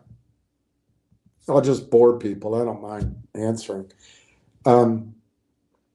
Just to my memory, they've announced 1, 2, 3, 4, 5, 6, I think 7 things over the last, 90 days or so. 2 of which are these, for lack of a better word, partnerships, maybe licensing agreements. And so it looks like they're very active. I don't expect any announcements within the 165 companies, but I do feel like it's up to the attorneys. I am almost legend. If they're this active, talking and making deals and pitching their wares, pitching woo, they've gone to 3 conferences to talk about their 5 commercial products. 5 as I understand it. I just read the news stories. If they have a conservative legal team, the attorneys are going to tell them they have to announce each deal. So here's in your scenario, if the finalized agreement, let's just go to the extreme, takes another month. In general, all things being equal, yes, I would see the stock going sideways. In fact, I would say you couldn't rule out that it would pull back 5, 10, 15% or something. Over that 4-week period, people would get bored. They'd say, it's not going to happen. I think that would be to they'll rue the day they did that. But during that, let's say 5-week period, they don't get the final agreement accomplished for whatever reason. Maybe the attorneys are saying, we need a sign off from Mr. Bojangles that the CEO of his company died, or maybe we need a sign off from Mr. Jones that this other company, that the audit, it looks pretty shaky, but the numbers are correct, or that he agrees to submit to it. I don't know. I can't make it all up, but there's probably a lot of loose ends to tie up when you're, okay, another assumption I'm making. I tried to explain it yesterday using the example of Logic. I'm not going to pull them up, but Logic made a series of press releases, and I met with Brent up in New York, and I relied on, wow. That's amazing. And I put out conservative numbers based on that. But as I described to people, no one listened to me. I guess it's how I present things or something. I said, you've got to get those 8 deals done all at once. Because if you don't, it's like this ever sliding out, ever expanding number of shares to get the deals done. Just to try to do it without drawing anything. If you have a shell and one company is going to reverse into that shell and you have an agreed split 85-15. So the original shareholders keep 15% of Newco and the company coming in has 85%. Well, you issue enough shares to make that happen. If that company coming in is worth, supposedly, I say it, I think it was just a complete lie on the company's part. But let's leave off my feelings of Aubrey Advisors.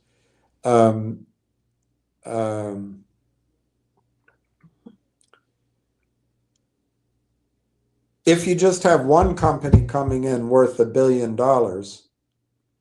and they're going to come in and they're going to take 85%, and the cost to them, they're not paying anything for the shell, but they're getting the clean shell, so they're willing to leave 15% to shareholders. I don't know how to do this.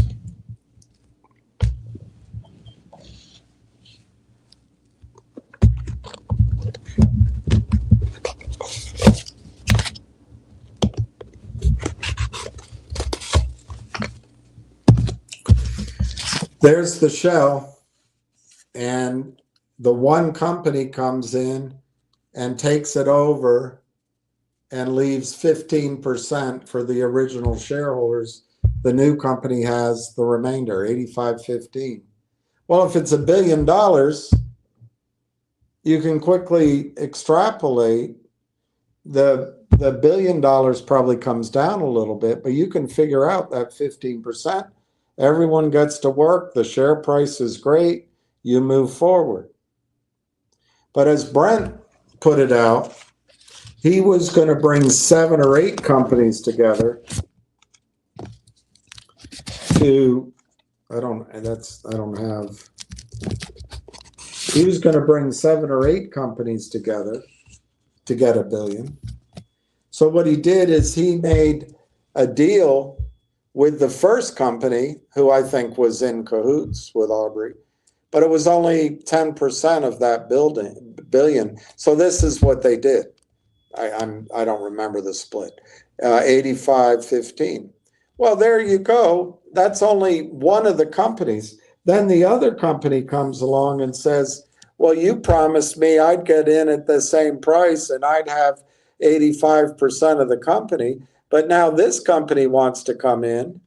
They want 85%, but this guy's going to control it. He's going to say, no way. No way. I'm the boss now. And so this guy's going to say, well, all right, I'll agree 50. And the guy says, no. And so you can have 20%. So you can have 20% or something. It's not going to get done.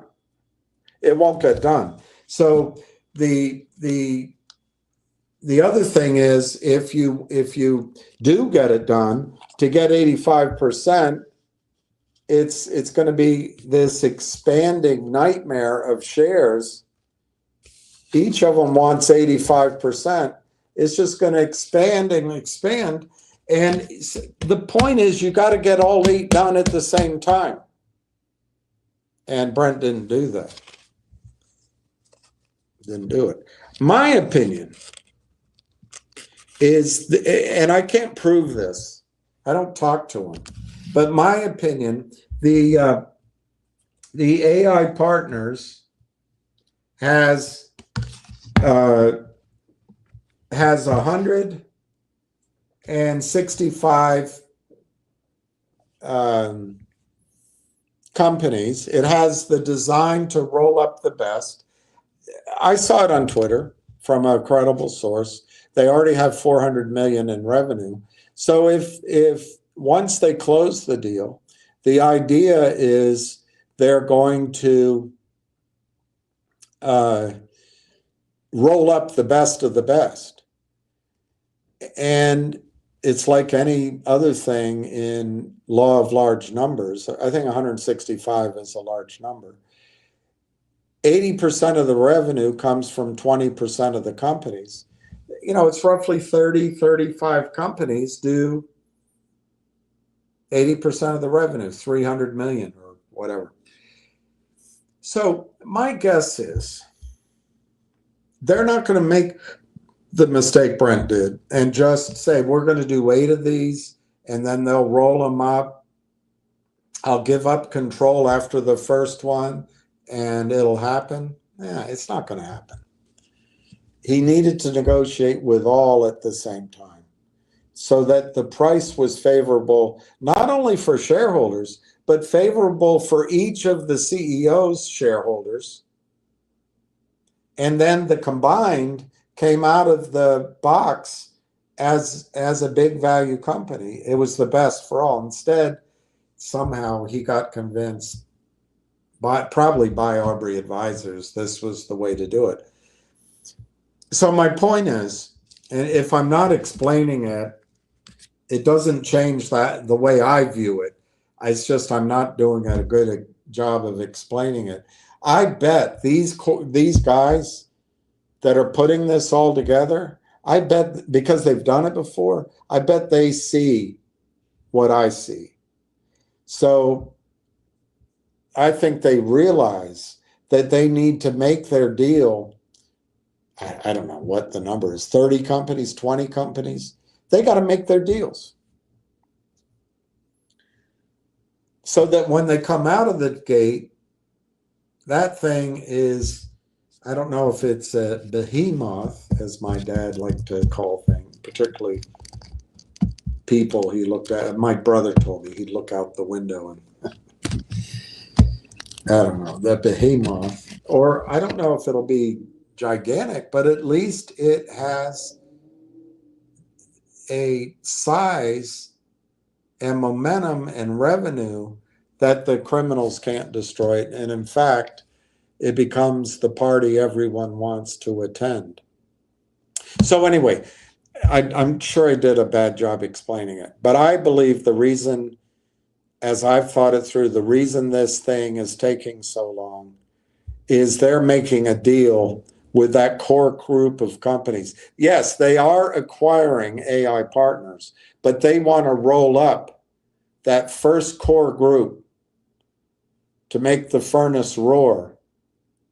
So the train starts pumping and it starts leaving the station, and then the other companies want to come join on. Instead of just being the engine in one car leaving the station like Logic, he's trying to build it up with a big Railtown locomotion with a bunch of cars, and it's, you know, it's just really, it's going to leave with momentum, and then it'll be a long train. I don't know how to explain it, but the point is,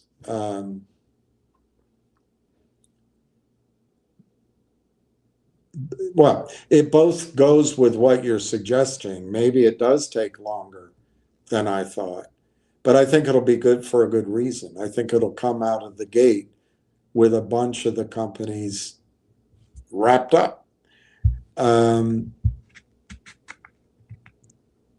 But during that time, remember, they've been out pitching their wares, and they're going to take those deals. They're going to take agreements and all that. And I don't think a lawyer's going to allow them not to announce those things. So I don't know what to make up. What if they got a deal with, I don't know, one of the guys sold a company to KW Realty, K&W Realty, whatever that is. Let's just pick them. What if they got a deal with KW Realty? The lawyers might expect them to announce it. And that might be a bad example. Another guy sold something to Starbucks. Why don't I use that? What if they got a deal with Starbucks? While this is all being delayed a little bit, which I don't think it's going to be delayed. But you could be right. We're already at Juneteenth, so it's going to be 4th of July before we know it. Let's say they did a deal of some kind with Starbucks. And I'm just using that name because one of the gentlemen on the team did sell something to Starbucks.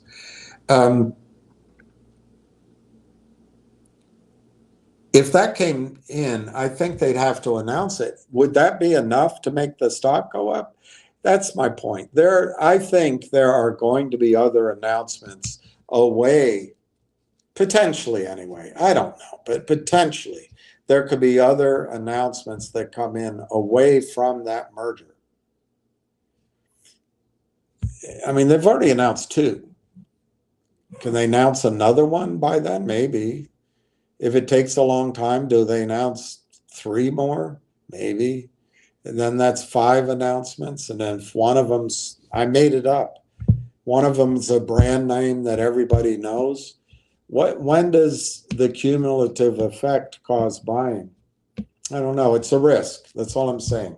There's a risk the stock will be 60 cents or 80 cents. But in general, your question, I think the big move in the stock will come when the agreement is announced as finalized. I think it could be any day, but you're right. It could. Maybe it's better to say any week. Yeah, you're right. And I think there's a little bit of a limit to the upside on the fact that it needs shareholder approval, because that could mean some of the big funds decide, I'd rather pay $10. I'm making it up. I'd rather pay $10 knowing the shareholders approved it, waiting for the stock to go to 20, than buy it now. And if the shareholders don't approve it, I lose my job, that kind of thinking. So, but yes, your basic point could happen. I don't expect it to, but it is a possibility. Am I bearish on G-Bucks now? Well, the cancellation of the $200 million deal is really bad for the stock. If you've been listening to me, I have said, to put it easily, that concluding that deal would be problematic. It's not the company's fault. It's not the people involved. It's the criminals. They purposely changed the price of the stock because there is no buying, and there's no price discovery, and there's no enforcement of the rules. And it's human nature. The guy doing the investment says, wait a minute, why am I paying more than, it's just, as much as I can explain it to you, or they can explain it to an investor, that the stock price is not correct because of the counterfeiting of shares and the collusion, everybody does the same thing. They look to the price on the screen as the fair market price. And if they're going to do a deal, they want it to a discount to that. It's just very difficult. Am I bearish on it now?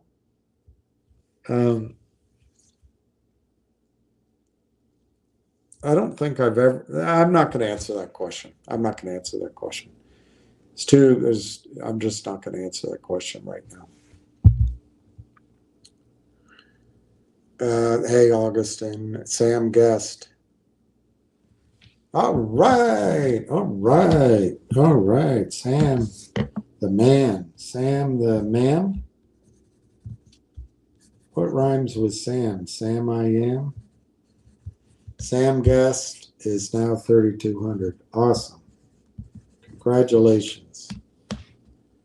I sell in May and go away.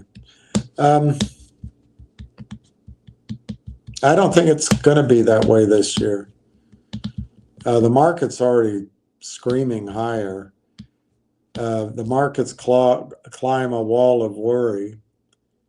War is going to be good for oil stocks and industries, so it'll be a rotating leadership, but the market can still scream higher.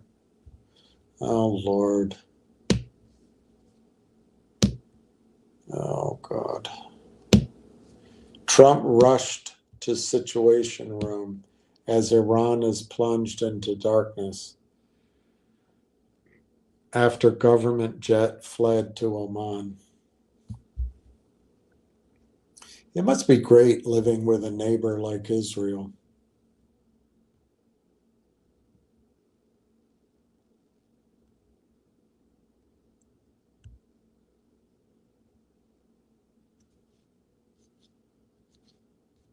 He's not yet made a decision.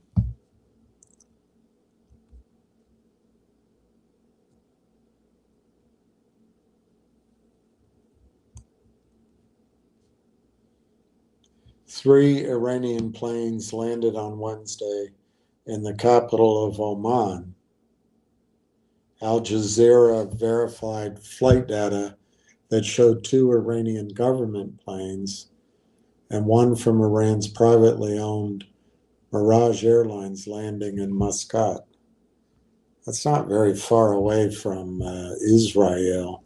The Iranian government has not released details. Maybe that's just to have negotiations. Trump, thank God, hasn't made a decision on bombing. You got to pray he doesn't bomb. Iran can't have a nuclear weapon. They've said they don't want one. But maybe Trump knows something that the rest of us don't know. Stocks pump and dump.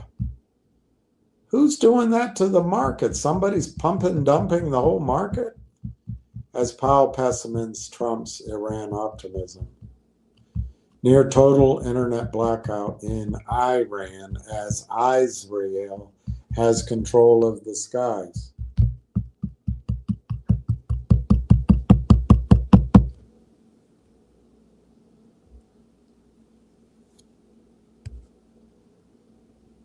Oh, it's bad. And of your liquid assets in Bad. Bad. The premises. They've destroyed academic freedom in our country. It's the most. All right. We don't need you right now.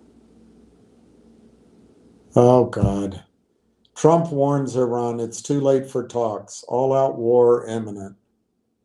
Any questions, please? Do you know the latest on the evacuations out of Israel, Mr. President? No. Have you been updated on that? No, we're having a meeting in an hour. We're meeting downstairs in 1 hour. Yeah. Mr. President, on Iran, if regime change does happen there, if the regime falls, do you have a plan for what you think could happen? I have a plan for everything, but we'll see what happens. Got a ways to go. They should have made the deal. I had a great deal for them. They should have made that deal. 60 days we talked about it, and in the end they decided not to do it, and now they wish they did it. And they want to meet, but it's a little late to meet, but they want to meet. And they want to come to the White House. They'll even come to the White House. So we'll see. I may do that, but it's a shame it could have been done the easy way. Do you think the regime there could fall? Sure, anything could happen, right? Like that? Sure, that could happen. Yeah, please. The Senate Judiciary Committee is holding a hearing on who exactly was running the White House under Joe Biden. Who do you think that was? I think the auto pen ran the White House. You know, we have an auto pen president before me. I think it's one of the greatest scandals in the history of this country, one of the biggest scandals. He wasn't making a decision. He was never for open borders where people came in from all over the world, from prisons and gangs and drug dealers, all of that. Mentally All right, insane. let's get off of the politics. Open borders. He was never for, if you think, he was never for. I didn't want to get into the politics. I know not everybody agrees.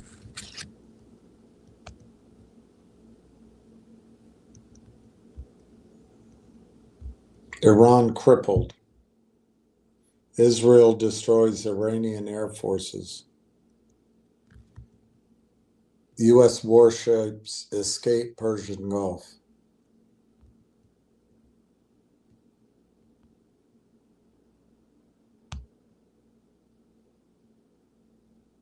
I'm not sure it's true. That's what I hate to see. Does that mean you haven't made a decision? That's Al Jazeera.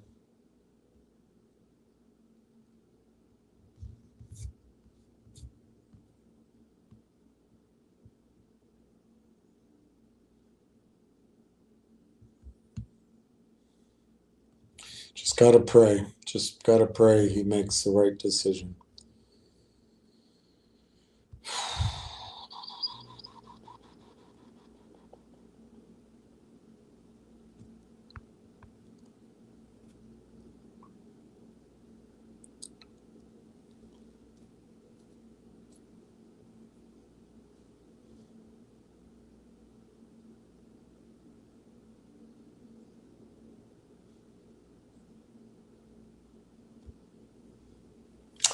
I don't know, can't find anything more. Brandon, my opinion on RLAIF is that you will see it pop when the wait period is over and insiders can buy. I agree with that. The buying pressure alone will push the stock out of the. I agree with that all. I agree with that all. So another way of saying that is for me, this is a good time to build your position. You're going to be not heartbroken, but you're going to be reluctant. If the stock's $1.50, you're going to say, I'll wait till it goes back. It's just going to march upward. There can always be spikes, but in general, it'll march upward, I think. It's just a great time to buy it while no one's looking. All of the information is published. It's in front of our noses. Yeah.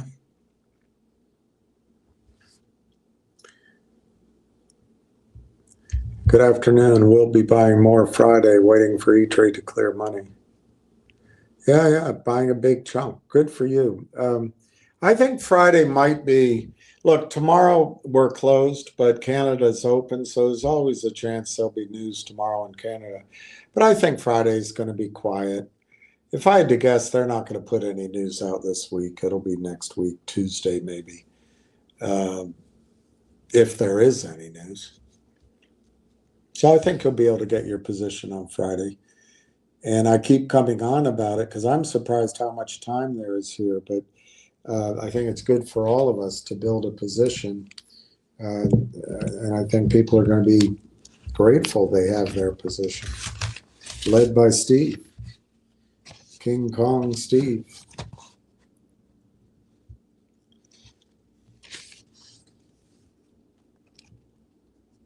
Am I still? No, you're on my side. I still think it can happen that quickly. All you need is, just need the announcement. All right, it's after 5. I think I'm going to sign off. I'll put these numbers in, and we'll have a new update. Will I come on tomorrow? Maybe, maybe not. It's going to be hot tomorrow, so I want to stay inside. But I'll probably come on Friday in any event.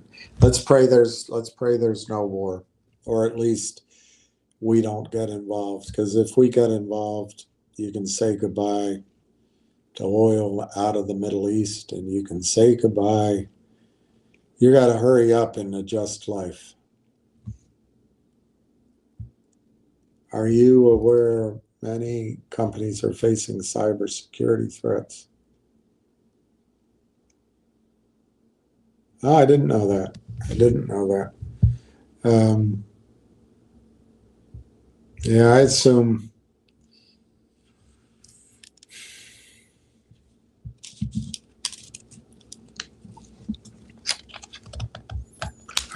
they have everything except the accurate share counts. That's what I assume. They have all our information except for accurate share counts.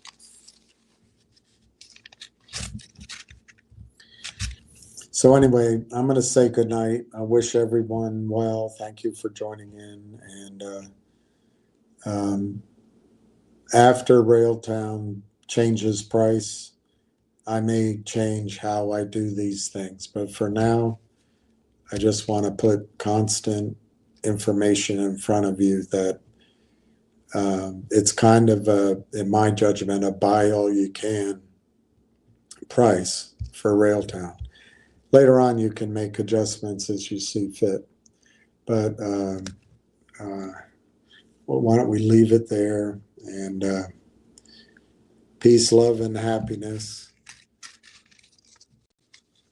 Prayers particularly for all the children, but all the men and women in Israel and in the surrounding countries, Iran. And most of all, I pray that God